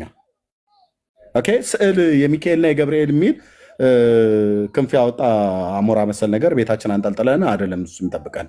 የእግዚአብሔር ቅዱሳን መላእክት ረቂቃን ናቸው፣ ክቡራን ናቸው፣ ቅዱሳን ናቸው። እግዚአብሔር ሲልካቸው መጥተው ይራዱናል። መጽሐፍ ቅዱስም ይህንን ይነግረናል። ብሉይ ኪዳንም ላይ ይጠብቁ ዘንድ መላእክቱን ስለአንተ ያዛቸዋል ነው ተብሎ የተባለው። እንደዚሁ ቅዱስ ጳውሎስን በመርከብ ላይ በነበረበት ሳለ አብረው እንዳይሰጥሙ ከእሱ ጋር የነበሩ በመርከብ ላይ የነበሩትን ሰዎች እንደማይጠፉ የእርሱ የመሆነው ደግሞ የማመልከው የእግዚአብሔር መልአክ ብሎ የእግዚአብሔር መልአክ ማኒፌስት በአዲስ ኪዳን ላይ ተገልጦለት ነበር ለጳውሎስ ማለት ነው። ጴጥሮስንም ከወህኒ ቤት ከእስራት ያወጣው የእግዚአብሔር መልአክ ነው። እግዚአብሔር ቤተክርስቲያን በማርቆስ እናት ቤት አጥብቆ ጸሎት ይደረግ ነበር። ስለ ጴጥሮስ ወደ ጌታ ይጸለይ ነበር። እግዚአብሔር መልአኩ ልኮ ጴጥሮስን ከ4 ሰንሰለት አስፈታው ይላል። ክብር ለመንፈስ ቅዱስ ይሁን። ዮሐንስንስ በፍጥሞ ደሴት እግዚአብሔር ለኢየሱስ ክርስቶስም በመልአኩ ልኮ ለባሪያው ለዮሐንስ አመለከተ ይላል። ስለዚህ በአዲስ ኪዳን እንኳን እነዚህን ትልልቅ 3 አባቶችን ጴጥሮስ፣ ዮሐንስና ጳውሎስን የእግዚአብሔር ቅዱሳን መላእክት ተገልጠው አነጋግሯቸዋል። በጣም የሚገርመው ያሁን በቅርብ ቀን አንድ የሰማሁት አለ፣ ግን እዚህ አልነግራችሁም። ከቅዱሳን መላእክት ጋር በተገናኘ በጣም እጅግ ማከብራት የእግዚአብሔር ሴት የነገረችኝ ነገር አለ። በጣም ነው በጣም በመንፈሴ ላይ በትክክል ምስክርነት ያለበት ማለት ነው። ኦኬ። ስለዚህ የእግዚአብሔር ቅዱሳን መላእክት በአዲስ ኪዳን እንኳን ማኒፌስት ያደርጋሉ፣ ለሰው ልጆች ይገለጣሉ። በሚገለጡበት አካል መጥተው ይገለጣሉ። ይህንን ሁሌን የምናገረው ልብ በሉና ስሙ። የወንጌል አማኞች ወንድሞች እናቶች ከተገለጡ ቅዱሳን መላእክት እኛ ጋር ነው የሚገለጡት፣ ኦርቶዶክስ ጋር አይደለም የሚገለጡት። ኦርቶዶክስ ጋርማ ይኸው በየቤቱ አሞራ መሰል ነገር ያንጠለጠሏቸው ስዕላት አሉ። እነሱ ስላሏቸው እነዚህ እውነተኞቹ መላእክትም ቆይ ሚዩት አድርግ ማድረግ ዝም ብዬ ማለት አዳምጥህ ላውራና ሚዩት አድርግ። ከዛ ደግሞ ታወራለህ፣ እሰጥሃለሁ። ዝም ብለህ እኔን እየነቆርከኝ ዝም ብዬ እኔ አታውራ እኮ አላልኩም፣ ግን ተደማምጠን እኔ ላውራና አንተ ደግሞ በኋላ ደግሞ ታወራለህ ማለት ነው። እንዴት ታዲያ ምንድነው አሞራ መሰል እኮ ያልኩትኝ? ግድግዳችሁ ላይ የለጠፋችሁት ሸረሪት ድር የምታጸዳለት የሚካኤል ፎቶ ተብሎ የሚባል ማለት ነው። አሁን ቅዱስ ሚካኤል ነው እንደዛ? ነውር አይደለም እንዴ? በጣም እኮ ነውር ነው። ነውር እኮ ነው። ቅዱስ ገብርኤል ነው ይላል። ሲጀምር ሚካኤልና ገብርኤል ክንፍ የላቸውም። ክንፍ አላቸው ተብሎ የተባሉት መላእክት ሱራፌልና ኪሩቤል ናቸው መጽሐፍ ቅዱሳችንን ስናነብ። ይሁን እሺ፣ ሚካኤልም ገብርኤልም ክንፍ አላቸው ብለን እንበል። ሸረሪት ድር የሚጸዳለት አቧራውን እስኪያራግፊ ተብሎ የሚባለት የምታራግፍለት እሱ ባለበት ሚካኤል መልአኩን እግዚአብሔር እንዴት ይልከዋል? አንተ ቤት ሁለት መልአክ አይኖርም። ጊዜ የምታስቡት ነገር በጣም ቁሳዊ ነገር ስለሆነ አሁን ሸራሪት ድር ምናምን ከእምነቱ ጋር ምን ያገናኘው? እናንተ ናችሁ አሮ ምን እንደበሰለ ሰው ስናወራ ያ ስዕል ማን እንደሚገልጽ ታውቀዋለህ አንተ ራስህ። ማንንም አይገልጽ፣ ሰይጣን ነው የሚገልጠው። ለምን ታውቀዋለህ እኮ ሰይጣን ነው የሚገልጠው እኮ አውቀዋለሁ። ሰይጣን ይዘው ስትዞር እኛ ደግሞ ክለብ ነበር የምናመሸው ድሮ። ታውቀዋለህ እኮ ድሮ በኦርቶዶክስ በነበርበት ጊዜ ስዕሎቹን ይዘህ ጥምቀት ይዘው ስትወጣ ስትዞር እኛ ክለብ ነበር መናድረው። ስለዚህ አሁንም እኮ ከክለብ እኮ አልወጣህም። ታዲያ ሮያል ከክለብ ውጣና ና ወደ ኢየሱስ እያልኩ ነው። ያኔ እኔ ስዕል ይዤ ከዛሬ 27 ዓመት በፊት በኦርቶዶክስ በምቀድስበት ሰዓት ላይ እሺ አሁን ይሄ ያልከኝን ሚካኤል ነው ተብሎ የተባለ እንትን የሸረሪት ድርና ዝንቦች ላው ላይ ያረፉበት ከላው ላይ አቧራው የሚራግፍለት ቤታችሁ ግርግዳችሁ ላይ የተሰቀለውን እሱን እኔ ይዤ ስወጣ ያኔ ባለማወቅ ወራት አንተ ያኔም ክለብ ነበር፣ ከአሁንም ክለብ ነው ያለው። መቼ ነው የምትወጣው ነው ብዬ የምልህ። አየህ እኔ እኮ በክርስቶስ ኢየሱስ አምኜ ያንን ያለማወቄን ወራት እግዚአብሔር አሳልፎ ለስዕልና ለቅርጻ ቅርጽ እያፈነደርኩ ሰግድበት ከነበረ ከእንዲህ አይነት እያነበብን ነዋ። እንደኛ አይነት ሰው እሱን ታዲያ ቀጥላ ሮያል ቀጥል። እሱን እኮ ነው ለዚህ አየህ እኔ የተጠቀምኩበት መጽሐፍ ተክለ ሃይማኖት ገብረ መንፈስ ቅዱስ ብትለኝ አይሰማኝም። ዘንዶ ብትለኝ ለምረም አይሰማም። እኔ ጥቅም የለውም አለ። እኔ ከኔ ህይወት ከኔ መዳን ጋር ትርጉም የለውም። እኔ የሚያድነኝ የሚያወጣኝ የሞተልኝ ክርስቶስ ኢየሱስ ነው። መጽሐፍ ቅዱሴን አነባለሁ ፊኒሽድ። ስለዚህ እኔ የሚጠቅመኝን ነው ያዝኩት፣ የማነበው የሚጠቅመኝን። ስለዚህ እነዚህ ዘንዶቹና እባቦቹ ቤተክርስቲያን ይጠብቃሉ፣ በረከት ጸበል ይረጫሉ ምናምን ነገር ተብሎ የሚባለውን አንተ አትቀበልም ማለት ነው። ምን አገባኝ እኔ? ጸበል ረጨ፣ ተገለበጠ፣ ታጥፎ ተቀመጠ፣ እኔ ምን አገባኝ እኔ? እንዴት ነው ኦርቶዶክሳዊ የሆነ ማያገባኝም ብለህ የምትለው? ሮያል እኔ አንዳንዴ እንትን ሳይንስ ታደርገዋለህ። ኦርቶዶክስ ነኝ አክራሪ ነኝ እልል የተባለልኝ የተፏጨልኝ ትላለህ። ከዛ ደግሞ የኦርቶዶክስ ገገማ አፍቃሪ ነኝ ምንም ወደዛ ወደዚህ ማድል እኮ ገገማ አፍቃሪ ኮንክ በፍቅሯ ላይ የወደክነ ማለት። ስለዚህ በቤተ እምነት ውስጥ ስለሚደረገው ነገር ስንጠይቀህ እኔ ምን አገባኝ ትላለህ። ለምን ደሞ ማያገባ? እኔ እንደዚህ አይነት ነገሮች ልጅን ከወደዱ ከነምኑ ነው ይባላል አይደል? አሁን አንተ ዘንዶ ውደድ ዘንዶ ልጅን ሲወዱ ከነምኑ ነው ይባላል አይደል? እኔ የሚጠቅመኝን ይዣለሁ አልኩ። ቤተክርስቲያንንም ከወደድክ ልጅን ከወደዱ ከነምኑ ነው ይላል። ካስፈልገም ልናገረው እችላለሁ ፍርጥ አድርጌ፣ ግን አብዛኛው ህዝብ ስለምታውቁት ማለት ነው። ኦኬ ቤተክርስቲያንም ከወደድክ ከነ ዘንዶቿ ነው መውደድ ያለብህ። አንተ እኮ ዘንዶቿን እኔ አይመለከተኝም ትላለህ፣ እባቦቿን አይመለከተኝም ትላለህ። እባቦቿ ጸበል ጠባቂ ናቸው፣ ዘንዶቿ ጸበል አጥማቂ ናቸው። ማርያም እየያዘች እየፈታች እየለቀቀች ሂዱና በል ሲላት ተለቀዋለች። ሰው እንዲነከስ ማንም ግራ የገባው ደብተራ ያለውን ሁሉ ተቀበል ነው እንዴ የምትለኝ አንተ? ቤተክርስቲያኒቱ ናት ያለችው። ገዳሙ ውስጥ ያስገባ ገዳሙ የማን ነው? ቤተክርስቲያን የምትለውን እቀበላለሁ፣ ማትለውን ግን አልቀበልም። ገዳሙ የማን የግለሰብ ነው እንዴ? ኖ የቤተክርስቲያናችን ነው። ግን ታዲያ ደብረ ማነው አቡነ አረጋዊ ገዳም ደብረ ዳሞ ሁለተኛው ተብሎ የተባለው ላይ አዲስ ገዳም የተሰራው ውስጥ ዘንዶን አስገብተናል ያለው ማን ያስገባው? አንድ ዘንዶ አስገብተናል። ልክ አገር ቤት ከዱባይ ምናምን ከአሜሪካ የሆነ ዕቃ አምጥተናል እንደሚባለው አዲስ ዘንዶ አስገብተናል ሲባል አንተ ምን ነው የምትለኝ? በዚህ በ21 ሴንቸሪ ታዲያ ነው የምትለኝ? አልገባኝም። ቤተክርስቲያን ያመነችውን ነው ማመን ያለብህ እንዴ። የት ነው ያለሁት? የት ነው የምኖረው? 21 ሴንቸሪ ልጅ አለኝ እንዴ፣ የሰለጠነ ጭንቅላት አለኝ፣ የተማርኩ ነኝ። ስለዚህ እንዴት ነው ማስበው? እንደዚህ አይነት ነገሮች ተቀበል ነው እንዴ የምትለኝ? ምን ማለት ነው? ኢየሱስን ተቀበል ብዬ ስልህ እምቢ ትላለህ። ዘንዶህን ተቀበል ብዬ ስልህ እምቢ ትላለህ። እና ምንድን ነው የምታደርገው ታዲያ አንተ? ቆይ አሁን ምን ወዴት እናደርገው? የሚገርመኝ ነገር እኮ ምን አይነት በቃ ኢትዮጵያኖች ስንባል ምን አይነት ህዝቦች እንደሆነ አላውቅም። መጽሐፍ ቅዱስ የሚጠቅመንን ብናነብ ምን አለ ሁላችንም። እኔ እንደዛ ነው ማስበው። እሱ እኮ ጥሩ ነው ሮያልዬ፣ በቃ እሱ እኮ ጥሩ ነው። አሁን በቅርብ ነው የጀመርከው። አንተም እኮ አታውቅም ነበር እሱ። እኔ እኮ አንድ ነጥብ አስቀምጬልሃለሁ። በቃ መጽሐፍ ቅዱስ አስጀምረኛል። ለማንም ኦርቶዶክስ ሳይለኝ አንድ ጴንጤው መጽሐፍ ቅዱስ አስጀምር ግድ የለም ብለኸኝ አስጀምረኛል። በቃ እግዚአብሔር ይባርክ። እኔ መጽሐፍ ቅዱሴን አነባለሁ ስፈልግ እየተዝናናው፣ መንፈሴ ደግሞ ወደ እግዚአብሔር ሲጠጋ መጽሐፌን እያነበብኩ ከዛ በኋላ አካሄዴን አስተካክላለሁ። ግን ስለዚህ አሁን መጽሐፍ ቅዱስ ማንበብ ስለጀመርክ ነው ዘንዶ ቤተክርስቲያን ብታስገባም አስገብተንላችኋል አስወጥተንላችኋል ብላ ብትልም አልቀበልም ብለህ የምትለው መጽሐፍ ቅዱስ ስላነበብክ ነው አይደል? እንደዚህ ማንም አይቀበልም። ማንም ብትለው አይቀበልም። እንዴ እንደዚህ ገጠራ ገጠር ውስጥ ያሉ እነዚህ አንዳንድ ደብተራዎች የሚሉትን ሁሉ ነው እንዴ ተቀበሉ የምትለው?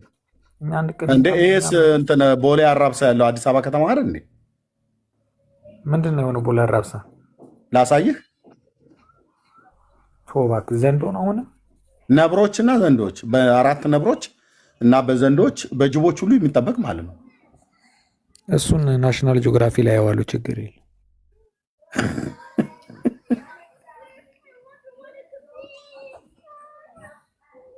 አይ ኦርቶዶክስ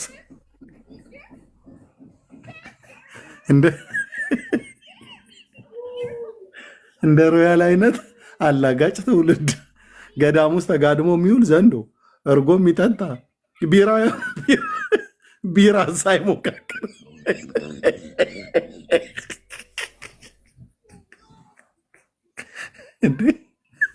ቢራ ሳይሞካክርም ወይ ነው። ወይኔ ኤርሚሻ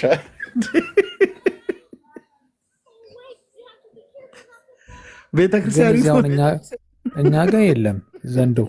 አሁን እዚህ ዚኦሎጂ ጋርተን ውስጥ የለም ዘንዶ። እንግዲህ እዛ በአዲስ መልክ አምጥተናል ከተባለ አላቅም። እንግዲህ እሱን እጠይቃለሁ። ግን እዚህ የለም። አስገብተንላ በአዲስ መልክ እኮ አስገብተናል አለች። ያስገባችሁን አንተ ክብር ለሚገባው ክብር አሰጥም እንደ አንተ ቤተክርስቲያኒቱ ክብር ይገባዋል ብላ ነው ክብር ሰጣ ገዳም ውስጥ ያስገባችሁ። አንተ ለምን ክብር ለሚገባው ክብር አሰጥም? ለዚህ ዘንዶ ለምን ተስተንተናተለም? ዜግነቱን ለወቅ ናይጄሪያዊ ቢሆንስ ለወቅና ክብር እሰጠዋለሁ። ምናዊ ሲሆን ነው የምትቀበለው? ፓኪስታናዊ። እሺ ኦኬ። ከታች ሰዎች አስገቡን እያሉ ነበረ። እሺ ማን ነው የተወሰነ ሰው ሊወርድልኝ የሚችል? ሮያል እዚሁ እያለ የተወሰነ ሰው። እሺ መምህር፣ እሺ ይምጡ፣ መምህር ይምጡ። እንዴ አንድ ሰው እኮ በቂ ነው ወገኖች። እሺ ቀሲስ እንኳን ደህና መጡ። ጤና ይስጥልኝ መምህር ኤርሚያስ፣ እንደምን አለ? ደህና ነኝ እግዚአብሔር ይመስገን። እንኳን ደህና መጡ። እንኳን ደህና ቆየ። በጣም አመሰግናለሁኝ። ቅድም ስለ መላእክት ሀሳብ ስታነሳ ጥያቄ ነበረኝ ሆዴ ውስጥ የተቀመጠና ጠይቀሃለሁ እያልኩኝ ዛሬ ያገጣጠመን ማለት ነው። በዚህ በዘንዶና በእባቡ ላይ ምን ይላሉ? መጀመሪያ ግን ለጥያቄ መልስ ከተሰጠኝ በኋላ ይሄ ውስጥ ያለው ከወጣ በኋላ ቢሆን ደስ ይለኛል። ይጠይቃሉ ስለ ቅዱሳን መላእክት። ዛሬ አርእስታችን አይደለም። አይ ክንፍ የሚባል ነገር እርስዎ አንስተው ነበረ። እንግዲህ ቅርታና ስለዚህ ይሄ ለመሆኑ እኔ አሁን ጥያቄ ሆነ መላእክቶች ክንፍ አላቸው ወይ? በመሰረቱ ይሄ ነገር በመጽሐፍ ቅዱስ ብዙ አገላብጬ ሳይ መላእክቶች ማለት በኪሩቤል በሱራፌል በኩል ያሉት ወይንም አርባዕቱ እንስሳ የምንላቸው ክንፍ እንዳላቸው ገለጻ ያደርግልንና መላእክት የሚባሉት ላይ ግን ክንፍ እንዳላቸው ወይንም ሚካኤል አሊያም ገብርኤል ክንፍ እንዳላቸው ምንም ገላጭ ሐሳብ የለም በመጽሐፍ ቅዱስ ውስጥና እንደው ይሄ ነገር ግን ቢመለስልኝ ደስ ይለኛል። ምክንያቱም እኔም ክንፍ በመሰረቱ አላቸው። ቀሲስ እኔም ያልኩት ቅድም ሱራፌልና ኪሩቤል እንዳላቸው ይነግረናል በትንቢተ ኢሳይያስ መጽሐፍ ምዕራፍ 6 በትንቢተ ሕዝቅኤል መጽሐፍት ምዕራፍ 1 ላይ በሁለቱ ነቢያትና በሌሎችም ቅዱሳን ነቢያት መጽሐፍት ላይ በራእየ ዮሐንስ ላይም በራእየ ዮሐንስም ላይ እንደዚሁም በሙሴ መጽሐፍት ላይ ሁሉ ጭምር ዘጸአት መጽሐፍ ምዕራፍ 25 ላይ ጭምር ይናገራል። እና እነዚህ ፍጡራን እንዳሉት አርባዕቱ እንስሳት የሚባሉት ሱራፌልና ኪሩቤል በተለይ ኪሩቦቹ ክንፎች እንዳላቸው ይናገራል መጽሐፍት ማለት ነው። ሱራፌልም ክንፍ እንዳላቸው ይናገራል። ሚካኤልና ገብርኤል ግን የሚባሉት ሌሎቹ ነገደ መላእክት ክንፍ እንዳላቸው አይናገርም። አሁን ክንፍ አላቸው ብለው የሚሉ ኦርቶዶክሳውያን ወገኖች ስለሆኑ ይህን ጥያቄ መመለስ ያለባቸው ኦርቶዶክሳውያኑ ናቸው። እኔ ክንፍ አላቸው ብዬ እስካላልኩ ድረስ ክንፍ አላቸው ብሎ የሚለው የሚናገረውን ከተናገር ድረስ ይህ ጥያቄ እኔን አይመለከተኝም ለማለት ነው። እኔ ክንፍ አላቸው ብዬ ይህም መልስ ነው። ይህም ራሱ መልስ ነው ለእኔ። እኔ በጣም ግራው ስለገባኝ ነው። ምክንያቱም በእርግጥ ያው ያደኩበት ስለሆነ ብዙ ተቃውሞ ባላሰማም ግን ከድሮ ጀምሮ ጥርጣሬ አለኝ። ምንድነው ይሄ ክንፋቸው ከየት መጣ?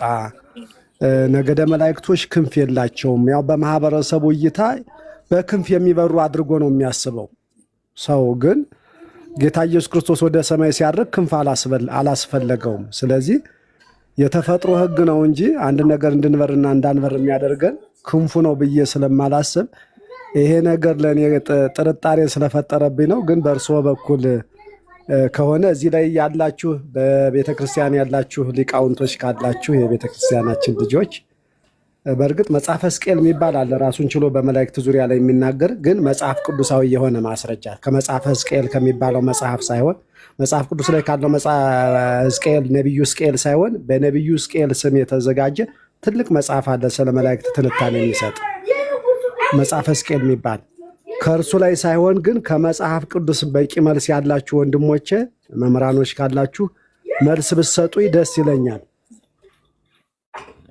አዎ ግቡና መልሱላቸው ለቀሲስ። መላእክት ክንፍ አላቸው እነ ሚካኤል ክንፍ አላቸው ብላ የምትለው ኦርቶዶክስ ቤተክርስቲያን ስለሆነች ማለት ነው። እኛ ክንፍ እንዳላቸው አናምንም፣ የእግዚአብሔር ቃል ስለማይነግረን። የእግዚአብሔር ቅዱሳን መላእክት እንደሆኑ እናውቃለን። የሚመልስ ሰው ካለ መመለስ ይችላል ማለት ነው። እናመሰግናለን። እሳቸው የኦርቶዶክስ ናቸው? ጠይቃቸው። ምንድን ነዎት? ኦርቶዶክስ ካህን ነዎት? ዲጄ ነዎት?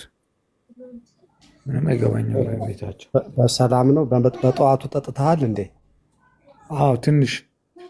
በቃ ከጠጣ ጋር ነው የምትግባባው። እየጠጣው መስላለሁ። ምንድን ነው እርሶ የኦርቶዶክስ ነው? መጀመሪያ አፍህን በመልካም ነገር አሟሸው። ዲጄ እንዴት ያወቁ?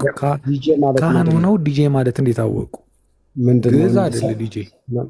ቆይ በደምብ ተረጋጋ። ካህኑ ሁሉ ስታየው መሀይም ነው የሚመስልህ? እሺ ዲጄ ማለት ትርጉሙን ንገር። እሱ እንግዲህ ጠፍቶ ከሆነ ስለ ዲጄ ከሆነ መነጋገር ያለብህ ግባና በውስጥ መስመር ልተርጉምልህ። እየሰማኸኝ ነው? ባዕድ ቋንቋ ምጠህ ሳይሆን እኔን መጠየቅ ያለብህ በተነጋገርነው ሀሳብ ላይ የኦርቶዶክስ ቤተክርስቲያን ልጅ ከሆነ እርሶ ታዲያ ገና ካሁኑ ተማሪ ካልሆነ ደግሞ አንተ ገና ሰላምታ ሳትለይ ገና ሳንተዋወቅ እርስዎ ዲጄ ነዎት ብለህ ማንሳት የለብህም። እሱ አስፈላጊ አይደለም፣ አይመጥንም። እሺ ታዲያ መላእክት ክንፍ አላቸው የላቸውም ብለው የሚናገሩ እንዴት ካህን ነው? ክርስቲያኒቱ ልጅ አይደለህም። በቤተ ክርስቲያኒቱ አላደክም አይደለም። ስለ እንግሊዝኛ ቃላት መጻረ ቃላት ጠይቀህ መልስ ለማግኘት ይቅርና በቤተ ክርስቲያኒቱ ያሉትን መጻሕፍቶች ያላነበብክ፣ ቅኔ ቤት ያልገባህ፣ አቋቋም ያላወቅህ፣ ድጓ ያላወቅ ጾመ ድጓ ያላወቅ ኧረ ኳስ በመሬት የምን ቅኔ የምን አቋቋም እኔ አቋቋም ማውቀው የሞዴሎችን ነው። ኧረ ምንም አላውቅም እንዴ። በደንብ ስለ እንደዛ ከማለት በፊት በቤተ ክርስቲያኒቱ መጽሐፍቶች ለጠየቁት ጥያቄ መልስ መስጠት ከሌለ ሌሎች ሊቃውንቶች እንዲመልሱልኝ በር መክፈት ነው እንጂ ስድብ ማንጓጠጥና ሌላ ኃይለ ቃል መናገር ይቅርታ አድርጉልኝ ከሰደብኩት። ንግግራችን ስፒሪቹዋል ነው፣ እየተነጋገርነው ያለው መንፈሳዊ ነገር ነው። በመንፈሳዊ ዙሪያ ብቻ ነው መናገር ያለብን እንጂ ስለ ሙዚቃ ዓለም አይደለም የምትነግረኝ። አሁን አየሁት ሙዚቃ እንደሚያውቁሉ አወቅኩኝ። ከባድ ሰው ነው ጥርሶ። እሺ ግን ሰው አይደለሁም። ሰው የሚያውቀውን ሁሉ ሰው ከፍሎ ያውቃል።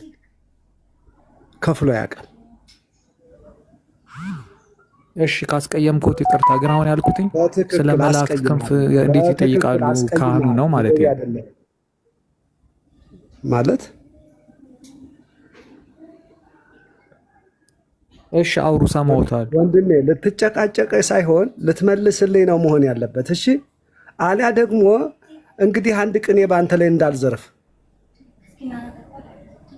ይዝረፉ፣ እኔ ፖሊስ ካልያዘሁት።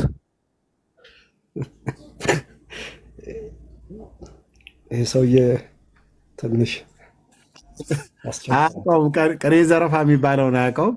እንደው ቀሲስዬ ከቻሉ አንድ ትንሽዬ ነገር ብለው ቢሉ በጣም ደስ ይለናል።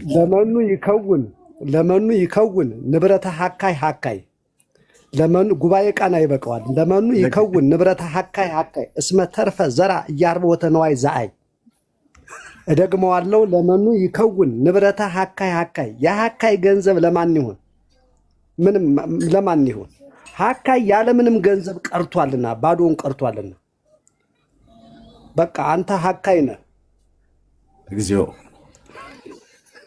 ለመኑ ይከውን ንብረተ ሀካይ እስመ ተርፈ ዘራ እያርቦተ ነዋይ ዘአይ።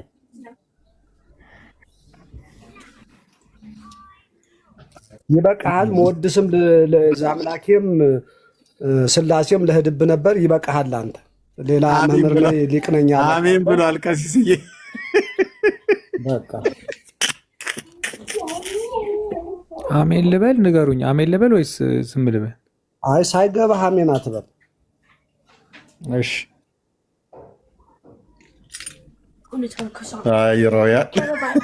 እኔ ኦርቶዶክስ እንዳልሆኑ ስላወቅኩ ነው። ኦርቶዶክስ አይደሉም እርሱ እና ምንድን ናቸው? ቅኔ ላለ ደግምብሃለሁ። አሁንም ወይ አንድ ደግሞ ደግምብሃለሁ። አንድ ቅኔ እንግዲህ ኦርቶዶክስ አይደሉም። ፕሮፋይላቸው ስገባ ስለ አሜሪካ ጦርነት፣ ስለ ትራምፕ ምናምን ነው እንዳለ ሁሉ ነገራቸው። እንዴ ታዲያ ማን ነው የማያወራው? አሁን በዚህ ጊዜ ስለ ጦርነቱ፣ ስለ እስራኤልና ስለ ኢራን ማን ነው የማያወራው? ሙዚቀኛም እንትንም ይሰማሉ፣ ሙዚቃም ይሰማሉ። አይ በቃ ለጠይቁ ጥያቄ መልስ አልሰጠህም። ሮያል እዚህ ለጠየቅኩም አልመለስክም፣ እሳቸውም ለጠይቁት አልመለስክም። ክንፍ አላቸው ወይ መላእክት እንዲህ ብለው ይጠይቃሉ? ትልቅ ሰው አይደሉ? መመለስ ነው ካቃተ።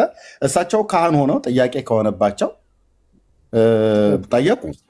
ከኔ የተሻለ ወይም ደግሞ የኦርቶዶክስ ካህን በተአምር እንደዚህ አይነት ጥያቄ አይጠይቅም።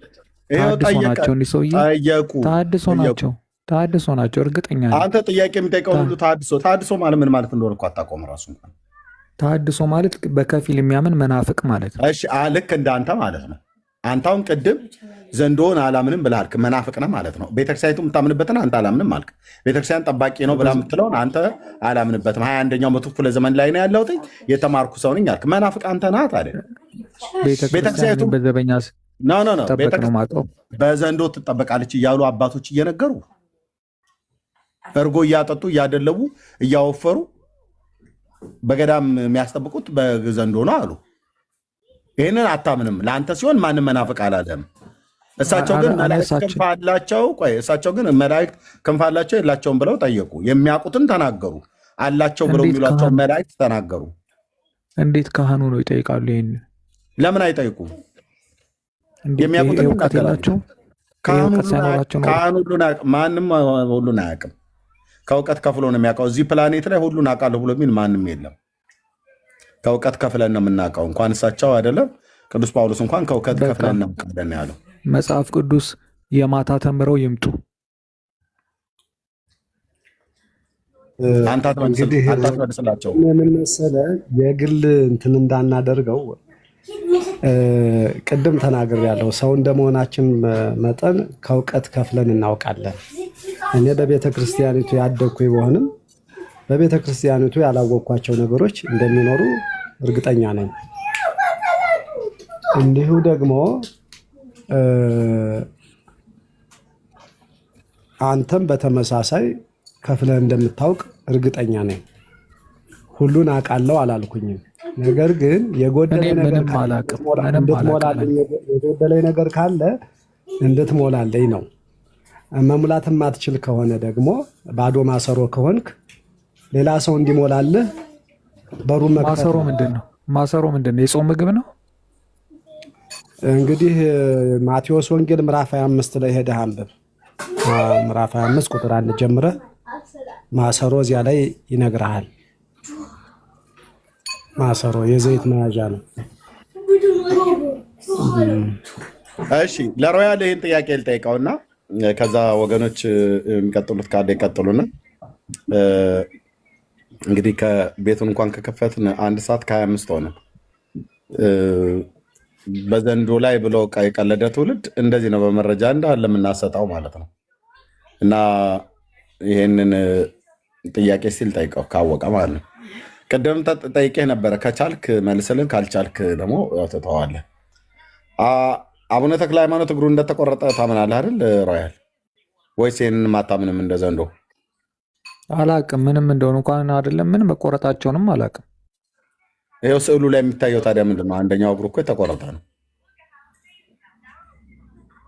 አላቅም። ድንገት አንተ ያልከው እንደሆነ አላቅም። ማለት አንተ ሳልከው ማለት ሳይሆን እኔ አላውቀውም። እንደዚህ ታሪኩን አላውቅም። የሳቸውን 7 ዓመት ስለ እናንተ ሲጸልዩ እግሩ ተቆረጠ ብሎ የሚለውን ታሪክ አታውቀውም? እኔ አላውቅም። ኦኬ። ስለዚህ አንተ ከኦርቶዶክስ አይደለም ማለት አይደል? ስለ ገድል ምናምን እኮ እኛ እናነብም። ገድሉን ለጴንጤ ትተን እኛ መጽሐፍ ቅዱስ ላይ ነን አሁን ያነበብን ያለ ነው። ያውም ትናንትና እኔ አንብብ እየላልኩ ለእኔ ነው ይሄንን የምታወራው። ኤርሚያስ እንደዚህ አትበለኝ። ባለፈው አንባቢ አንተ ና ታዲያውን ጴንጤ እናንተ መጽሐፍ ቅዱስ ማንበብን ለጴንጤ ልታስተምረው ነው አይደለም? ስማ መጽሐፍ ቅዱስ አንብብ ብለህ መከርከኝ። አመሰግናለሁ ወንድሜ ብዬ ጀምር። እና ታዲያ አንተ ቆይ ምን እናቅሩሃለሁ? የእግዚአብሔርን ቃል የምታነበው አንተ ትናንትና አንብብ ተብለህ ማንበብ ጀመረህ። ጴንጤ ገድል ለሚያነበው መጽሐፍ ቅዱስ አያነብም፣ መጽሐፍ ቅዱስ አያውቅም ብለህ ትላለህ። ይኸው አሁን እኛ ተውን እኮ ነው ያልኩህ። ለጴንጤዎች ድሮም ብታነበው ኖሮ ሮያል ገድሉ ላይ ታውቀው ነበር። እሺ ለማንኛውም ተክለ ሃይማኖት እግሩን ተቆረጠው 7 ዓመት ቤተክርስቲያን ስጸልይ ለእናንተ ለሮያልና ለእናንተ ለዓለም ሁሉ ሲጸልይ ነው እግሩ የተቆረጠው ብላ ታስተምራለች። ይህንን አታውቅም አይደል? እቀበላለሁ። ቤተክርስቲያን ካለችኝ እቀበላለሁ። ቤተክርስቲያን እንደዚህ ብላ ምትለው እቀበላለሁ። ግን እኮ ሰውየው ስለ እናንተ ሲጸልይ ሳይሆን አንድ ሰውዬ ነው እግሩን የቆረጠው። የአቡነ ተክለ ሃይማኖትን እግር የቆረጠውን ሰውዬ ቀጥቅጠው ገለውታል። ጥፋቱ ነው፣ ችግር የለም። መጽሐፉ ልግለጠው አያስፈልግም። ገዳዩ መገደል ችግር የለም። በቃ ካላጎደል ተገደለ። በቃ ወደ ሌላውን ንግባ። ስለዚህ አቡነ ተክለ ሃይማኖት ለእናንተ ሲጸልዩ አይደለም እግሩ የተቆረጠው፣ በግለሰብ ነው የተቆረጠው እግሩ። ስለዚህ ቤተክርስቲያን 7 ዓመት ለእናንተ ሲጸልይ ነው እግሩ የተቆረጠው ብላ ያለችው ውሸት ሆነ ማለት ነው። እቀበላታለሁ ብላ ያልከው እዚህ በግለሰብ ነው ሰውየውን እግሩን የቆረጠው። እሺ እሱን አንተ አስተማርከኝ። ቴንኪው። ካህን የተባሉት ሰውዬ ለምን አይናገሩም? ኦርቶዶክሳዊ ናቸው አይደል? እስኪ ይናገሩ። ኦርቶዶክሳዊ ናቸው አይደል? ገብተው ቲክቶክ ላይ ስለ መልአክ ክንፍ የሚጠይቁት ጀግና ሮያልዬ በቃ ሰላሟል። ዛሬ ቲክቶክ ላይ የመልአክ ክንፍን ሪሰርች የሚያደርጉት ጀግናዎች ይጠየቁ። በቃ ሮያል ከዚህ በላይ መመለስ አትችልም። ይብቃ። መጽሐፍ ቅዱስን ማንበብህን ቀጥል፣ በርታ። ቅዱሴን ላንብብ። አቶ ካህንም እሳቸውም ኦርቶዶክስ ቤተክርስቲያን ተከታይ አይደሉም። እግዚአብሔር ልቦና ይስጣቸውና ወደኛ ይመለሱ። ጸሎት ናቸው። ይቅርታ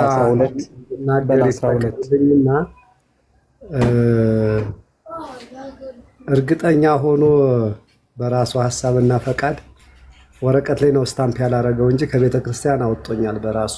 ግን እኔ ባለውበት የአገልግሎት በእርግጥ እዚህ ነዋሪ አይደለሁም እንጂ እኔ ባለውበት አድባራት ብትሆን ያው ጉሩምቦን አንቄ በከዘራ 2 ጊዜ ብዬ እንደማባረር እርግጠኛ ነኝ።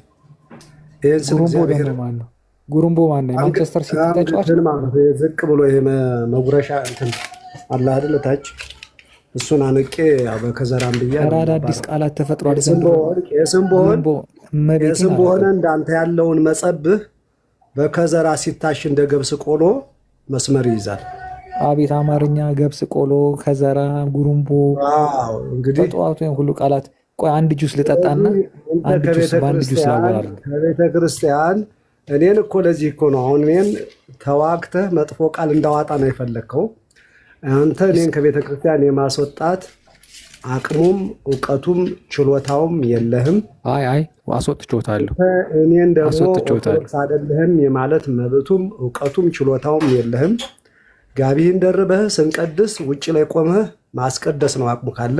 የምንሰብከውን ስብከት መስማት ብቻ ነው ያንተ። እመቤቴን በህይወቴ አስቀድሼ አላውቅም። እመቤቴን አስቀድሼ አላውቅም።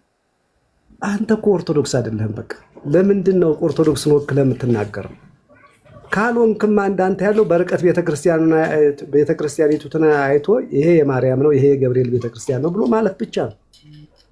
ገብተህ ኦርቶዶክስን ወክለህ በቅዱሳን ዙሪያ ላይ አስተያየት ለመስጠት፣ በገድል ላይ አስተያየት ለመስጠት፣ በተክለ ሃይማኖት ላይ በሌሎች ቀኖና መጻሕፍቶች ላይ አስተያየት ለመስጠት መግባት የለብህም። አስተያየት እኮ አልሰጠውም። እርስዎ መጠንን አይተህ በኪሎ ልክ ተቀመጥ። እንዴት የመላእክት ክንፍ አላቸው የላቸው የሚለውን ቲክቶክ ላይ ይጠይቃሉ። ካህን አይደሉም ወይ ነው ስለሌለ ነገርኩህ እኮ። እኔን መሙላት ነው የሚጠበቅብህ። አዎ ይሄ ነው ብለህ ማስረጃ ካለ መስጠት፣ ከሌለ ደግሞ በጣም ይቅርታ እነዚህ ላይ ያሉት መምህር የሚመልሱልህ ከሆነ አብሬ ልስማ። በቃ እንደዛ ከሆነ ጸባይ ካለዎት ፎሎ አድርጉኝ። በትርፍ ጊዜ አስተምሮታለሁ። በቃ አይ አንተ ጋር የሚጠቅም እኔ ጋር እውቀት እንደሌለ ስለተረዳሁኝ ፎሎ አያስፈልግም። አንተ ጋር አንፎሎወር ነው የሚያስፈልገው።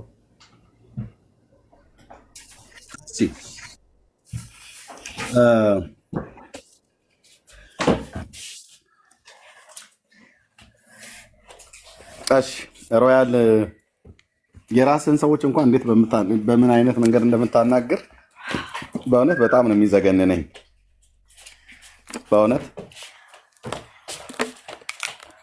እኚህ አባታውን እኔ አውቃቸዋለሁ፣ ኦርቶዶክሳዊ መሆናቸው ማለት ነው። መሆናቸውንም በሚያስመሰክር ማንም በማያውቀው ቅኔ ለመማር ቅኔ ለማወቅ ምን ያህል ዘመን ሊፈጅ እንደሚችል በትንሹ እንኳን ከተባለ 7 ዓመት ምናምን ነገር ማለት ነው። እና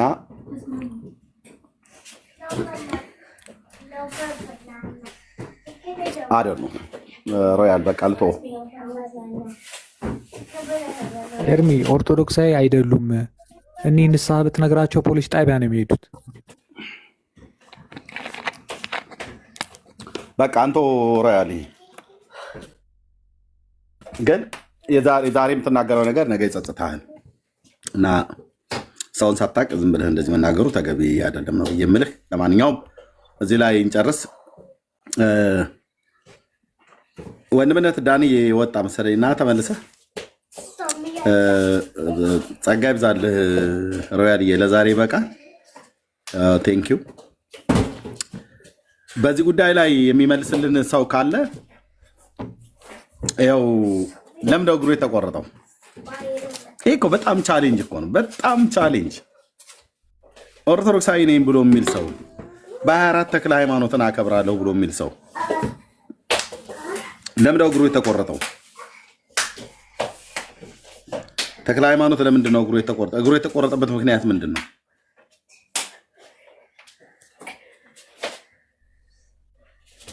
530 ሰው አለ ቢሃይንድ ዋይ ብዙ አሉ የሚሰሙ። እስኪ ኑ ተናገሩ። 7 ዓመት ለእኛ ሲጸልይ ነው ብላችሁ ትሏት አለች አይደል? እሱን ነገር እስኪ ንገሩ እና በመረጃ እንጠይቃችሁ።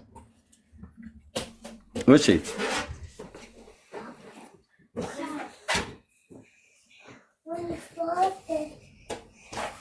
ካይንድነስ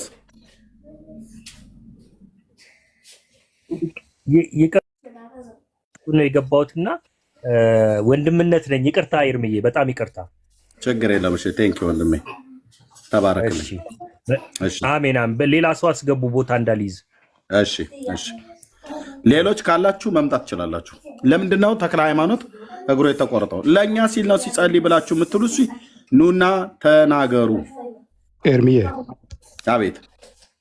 እኔስ በጣም አሁን የሮያል ነገር ትንሽ ሰቅጦኝ ነው ልገባ የፈለግኩት። ለምን መሰለህ ወገኖች፣ አንዳንዴ እውነቱ ሲገባን እንደዚህ ሰውን ማክ ማድረግ፣ ሰው ላይ እንደዚህ ማላገጥ እውነቱ እየገባን ስለሆነ ወንድማችን ይኸው ኦልሞስት 6-7 ወር ሊሆነ ነው እዚህ ቤት ሲገባ ኦርቶዶክስን በፕራውድ እንደሱ በፕራውድ ሆኖ ዲፌንድ የሚያደርግ እኔ አይቼ አላውቅም። ግን አንድ ስለ ቤተክርስቲያኑ ትምህርት አንድ አያውቅም፣ አንድ ነገር።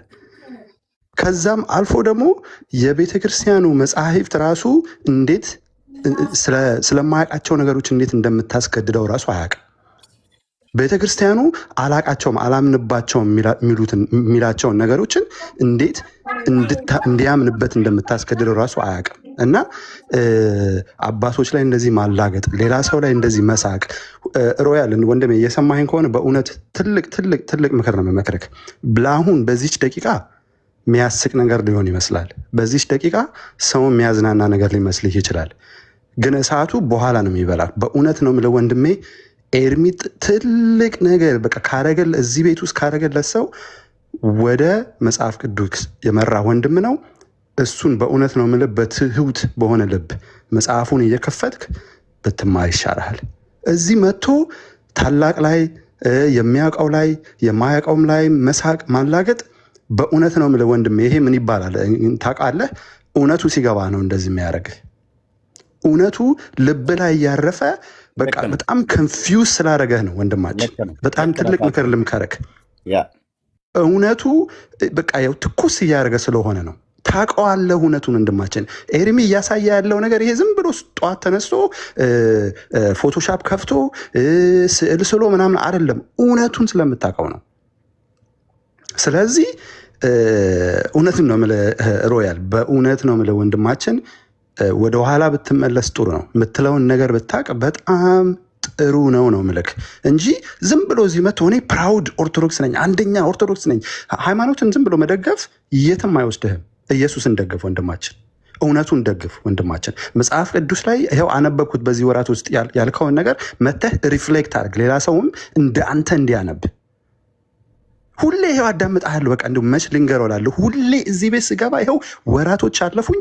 ሁሌ ሰውን ማክ እንዳረክ ነው፣ ሁሌ ሰው ላይ እንደሳክ ነው፣ ሁሌ ጆክ እንደሰራ። አሁን ይህንም ደግሞ መመክር እንደ ወንድም ስለምወድ ነው። በጣም ልቤ በቃ በጣም ልቤ በጣም ስለተጎዳ ነው ስለ አንተ ወንድማችን።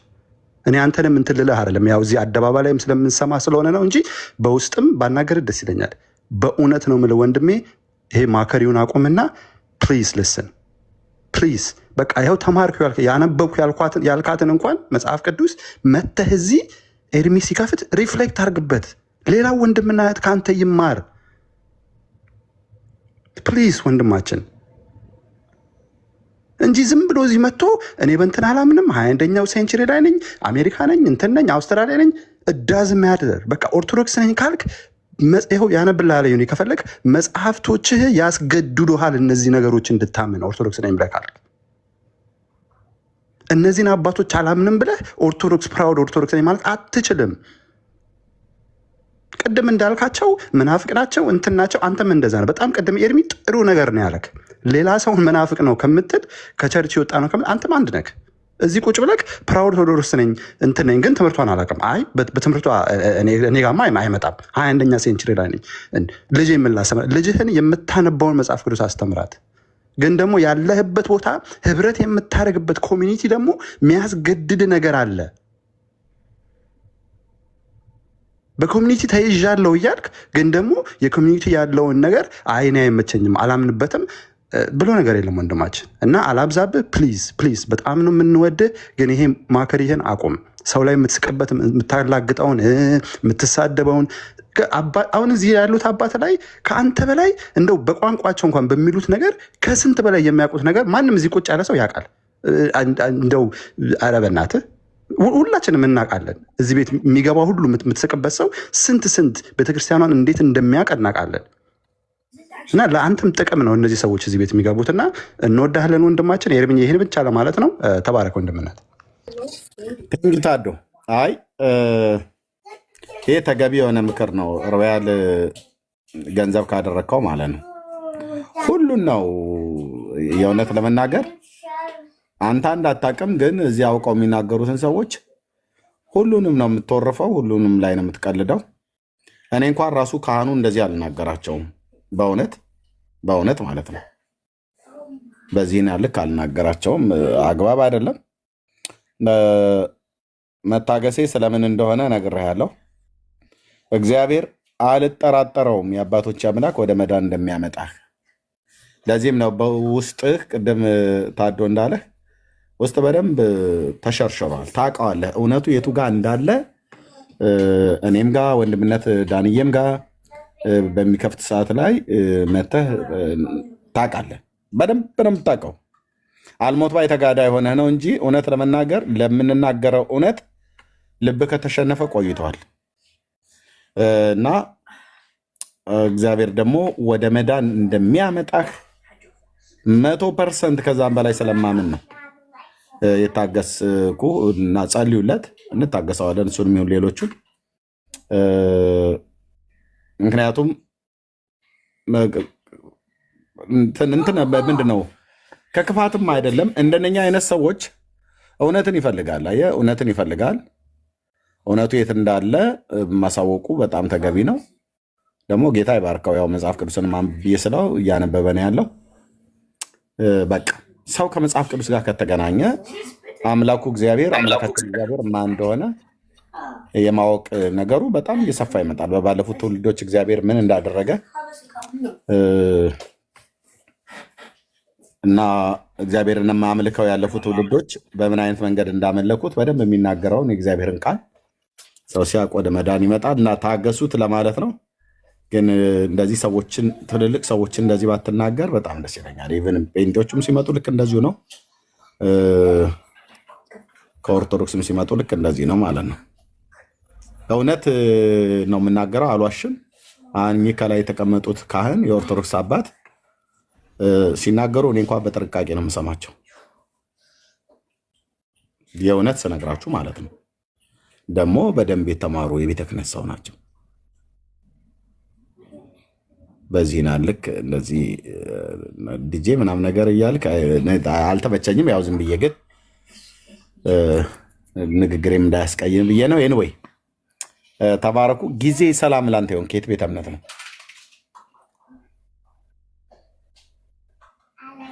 ጊዜ አቤት። ወይ ሰላም ነው? ደህና ነን። ከየት ቤተ እምነት ነው? ፕሮቴስታንት። እሺ ልክ ያለን ነው። አዎ ለምን መሰለህ ኤርሚ፣ በልጁ ዙሪያ ያለኝ አመለካከት እኔ መጥፎ አይደለም። ለምን መሰለህ እያንዳንዳችን ከእንደዚህ አይነት ይወጣነን። ልጁ አሁን ይኸውልህ የዘመኑ ወጣት ስለሆነ እሱ አሪፍ የሆነ እየመሰለው ነው እየተናገረ ያለውና አንተ በጀመርክበት ወንጌልን አስተምሮኝ ብሎ ፍቃዱን ሰጥተዋል። ፍቃዱን ከሰጠህ ደግሞ ፕሊዝ ብትከታተለው ይለወጣል። አልሰጠንም፣ ፍቃዱን አልሰጠንም። እንዴ አንብብ ብለው እያነበብኩ ነው ብሏል አይደለም? አንብብ ብየው እያነበበ ነው፣ ግን አስተምሮኝ ብሎ ኤርምዬ የኔ ወንድም ልንገርህ፣ በኦርቶዶክስ ውስጥ እኔ በልጁ ማየው በኦርቶዶክስ ውስጥ የሚሰጠው ትምህርት ምን ያክል ክፉ መሆኑን ነው እኔ የተረዳሁት። ገብተዋል? ስትጠይቀው ኦርቶዶክስ ነኝ ይላል፣ ለማወቅ ግን ፍላጎት የለውም። ገብተዋል? ሁላችንም እንደዛው ነበርን። ገብተዋል? ስለዚህ ይሄ ልጅ ቅድም አንተ እንደተናገርከው ታያለህ፣ እንደውም እዚሁ ሊያገለግል የሚችል ልጅ ነው የሚሆነውና ክትትል በአንተ በኩል ይኑርበት። ግድ የለ ጊዜ ይበቃል። ይለወጣል። ለማይለወጥ የለም። ሁላችን ከብዙ ነገር ውስጥ ነው ወተን ወደዚህ የመጣ ነው። ጊዜ ይበቃል። ይሰማል? ይበቃል። አዎ ይበቃል። ኤርሚ ምንም አላደረገውም። ትክክለኛ አሁን አንቺ መሀል አትግቢ። ይበቃል። ኤርሚያስን ሌላ ሰው ያውራ። ለእሱ አስተያየት ለመስጠት ከገባ ተው። እኛ ስለሱ አይደለም የምናወራው። ርዕስ አለን። በርዕሱ ላይ የምታወራ ከሆነ አውራ። አንተ ለኦርቶዶክስ ጠበቃና እንደዚህ መተህ የምታወራ ይበቃል። ለሱ ለመናገር ገስት እንዳልኩ በቃ በውስጥ ምከረው። መምከር ካለብህ በውስጥ ምከረው። በቂ ምክር ተሰጥቶታል። አለቀ።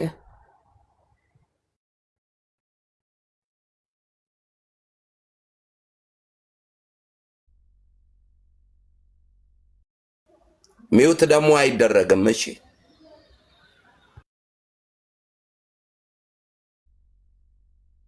በርዕሱ ላይ የምታወሩ ካላችሁ በርዕሱ ላይ ግቡ። እኔን እያስወጣሁ ይበቃል። ስለሱ ለመናገር ነው ቁጥር ጽፈ የገባኸው። ኤርሚዬ ቀጥል። ይቅርታ። እሺ ተባረኩ። ከልጆቼ ጋር ሆኜ ጫጫታም ስላለ ነው ሚውት የማደርገው። ኦኬ እሺ ተባረኩ። ወንድምነህ ዳኒ ያለህ እነ ዳግሻ ጆ ወንድምነህ ዳኒ ያለህ ወንድምነህ አለው። ኔትወርክ ነው ያስወርድ ነበረ ወይስ? ኔትወርኬ ነው ያለው ውጭ ስላለው ነው ወንድምነህ። ምን አልክ ታዲያ ቅድም ባሳየነው ቪዲዮ ላይ? ወንድምነት ከባድ ነው። እንትኑ ያለው አመለካከት በተወሰነ ደረጃ እግዚአብሔር በዚህ ደረጃ ከእግዚአብሔር ሐሳብ መራቅ ነው የማየው ማለት ነው። ትውልዱ እግዚአብሔር ሐሳብ እንደራቀ ነው የማየው። ምክንያቱም መንፈሳዊነት በዚህ ደረጃ ስለማይገለጥ የመንፈሳዊነት መገለጫ አይደለም። ሲጀምር መጽሐፍ ቅዱስ ውስጥ ያለው እንግዲህ እባብና ዘንዶ ብሎ ሲያወራ ሊትራሊ ስለ ፊዚካል እባብና ዘንዶ እያወራ የሚመስለው ብዙ ትውልድ አለ ብዬ አስባለሁ። እንደሱ ግን አይደለም። መጽሐፍ ቅዱስ ውስጥ ያለው የእሱ መገለጫ ስላልሆነ እና በተለይ የእግዚአብሔርን ሕልውና ደግሞ በእንደዚህ አውርደው መንፈሳዊነት በእባብ በዘንዶ በነብር የሚጠበቅ መንፈሳዊ አገልግሎት ያለው መጽሐፍ ቅዱሳዊ ሐሳብ የለም። በእግዚአብሔር ቃል ውስጥ እንደዚህ አይነት ነገሮችን አናገኝም። እግዚአብሔር በተአምራት በእንስሳቶች በባይብሎች ተጠቅሞ ያውቃል። ቁራ መግቦ ያውቃል። ምንም ጥያቄ የለውም። ግን እንደ ልምድ ተወስዶ ይሄኛው በቃ የእግዚአብሔር መገለጫ ነው ብሎ ግን ማስተማር እሱ በጣም ከባድ ነው የሚሆነው። ምክንያቱም በጨለማው ዓለም ላይ እንደምናየው ብዙዎች የአምልኮ ስርዓት ሲፈጽሙ በተለይ የባዕድ አምልኮን በደንብ በምናይበት ሰዓት ላይ መገለጫው አንዱ ዘንዶና እባብ ነው አይደል? በአብዛኛው የስፒሪቹዋል ዓለም ላይ በክርስትና ዓለም ውስጥ ብቻ ሳይሆን በሌላውም ዓለም ላይ የጨለማውን ዓለም ሪፕሬዘንት የሚያደርጉ እንስሳቶች ናቸው በአብዛኛው ማለት ነው። እና መጽሐፍ ቅዱስ ላይም የምናገኘው እባብ ብሎ ሲያወራ በትክክል የምናየው የጨለማውን አሰራር ከእግዚአብሔር አጌንስት የሆነውን ዓለም ሪፕሬዘንት የሚያደርግ ነው እና ያንን እንደ አንድ መጽሐፍ ቅዱስን አጌንስት ሆኖ በመንቀሳቀስ ደረጃ ላይ ያለ ነገር ነው እያየሁ ያለሁት ማለት ነው። በተለይ በኦርቶዶክስ ውስጥ እያየን ያለ ነው ይሄንን። ይሄንን እንዴት አድርገን ነው ማየት ያለብን ካለን እኔ ትውልዱ የእግዚአብሔርን ቃል ማንበብ ቢጀምር ቤተክርስቲያኒቷ ውስጥ ያለው ልምምድ በጣም ከእግዚአብሔር ሐሳብና ከእግዚአብሔር ፈቃድ እየራቀ ሌላ ዓለም ሌላ ወርልድ እየያዘ እንደሆነ ያሳያል። ምክንያቱም አሁን እግዚአብሔር አንተን ከጠበቀ የሚጠብቅህ መላእክቶችን ይልካል። ወንድምነት ሲናገር ነበር። የአዲስ ኪዳን አገልግሎት ስቲል የታመነ ነው።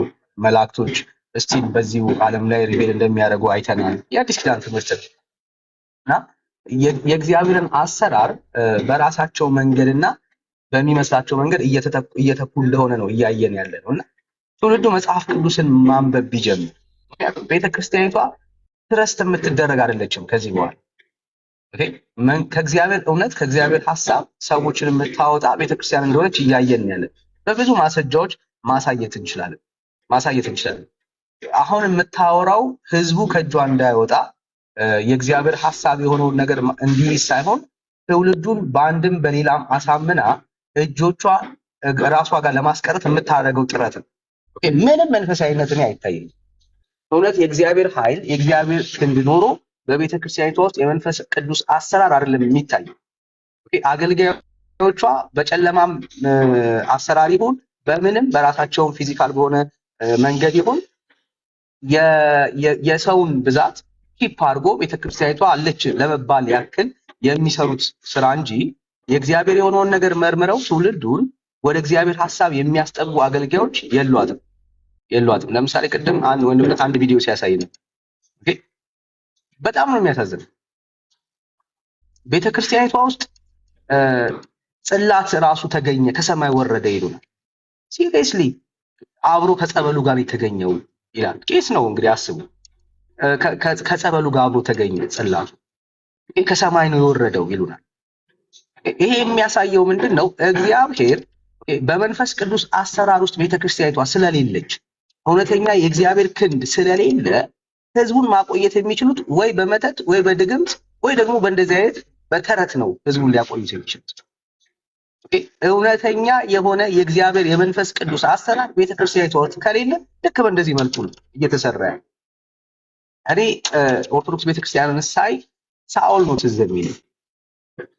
ሳኦል ነው ትዝ የሚለኝ። ምንድነው እሱ?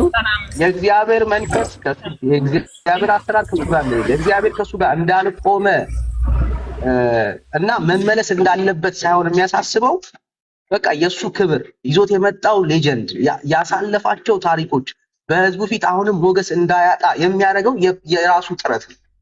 እሱን ነው እያየን ያለ ነው ቤተክርስቲያኒቷ ውስጥ። እየታየ ያለው እሱ ነው። በጣም ነው ባይዘው የሚያሳዝነው። የእግዚአብሔር ክብር ከሱ መራቁ አይደለም የሚያሳዝነው። የእግዚአብሔር ህልውና ከሱ ጋር አለመሆኑ አይደለም የሚያሳዝነው። የሱ የሚያሳስበው ኢሹ ምንድነው? እሱ በሰው ፊት ያለውን በህዝቡ ፊት ያለውን ክብር አለማጣት ነው የሱ ጭንቀት። ብራዘርስ ይሄ ማለት መጽሐፍ ቅዱስን ስንመረምር ከእግዚአብሔር ሐሳብ መራቅ ምልክቱ ነው። ቤተክርስቲያኒቷም አሁን እያደረገች ያለችው ይሄ በአንበሳ ተጠበቀ ይላል። ዋት አንበሳ ምንድነው? ላንተ ወዳጅ በነብር ተጠበቀ ይላል። ምንድነው በነብር? ብራዘር ጽላት የእግዚአብሔር ሐሳብ የሌለበት በአዲስ ኪዳን እኮ ጽላት የሚባል ታሪክ የለም። ታቦት የሚባል እኮ ታሪክ የለም። በሌለበት ነገር የእግዚአብሔርን ክንድ ለማስቀጠል እንዴት ትታገላለህ?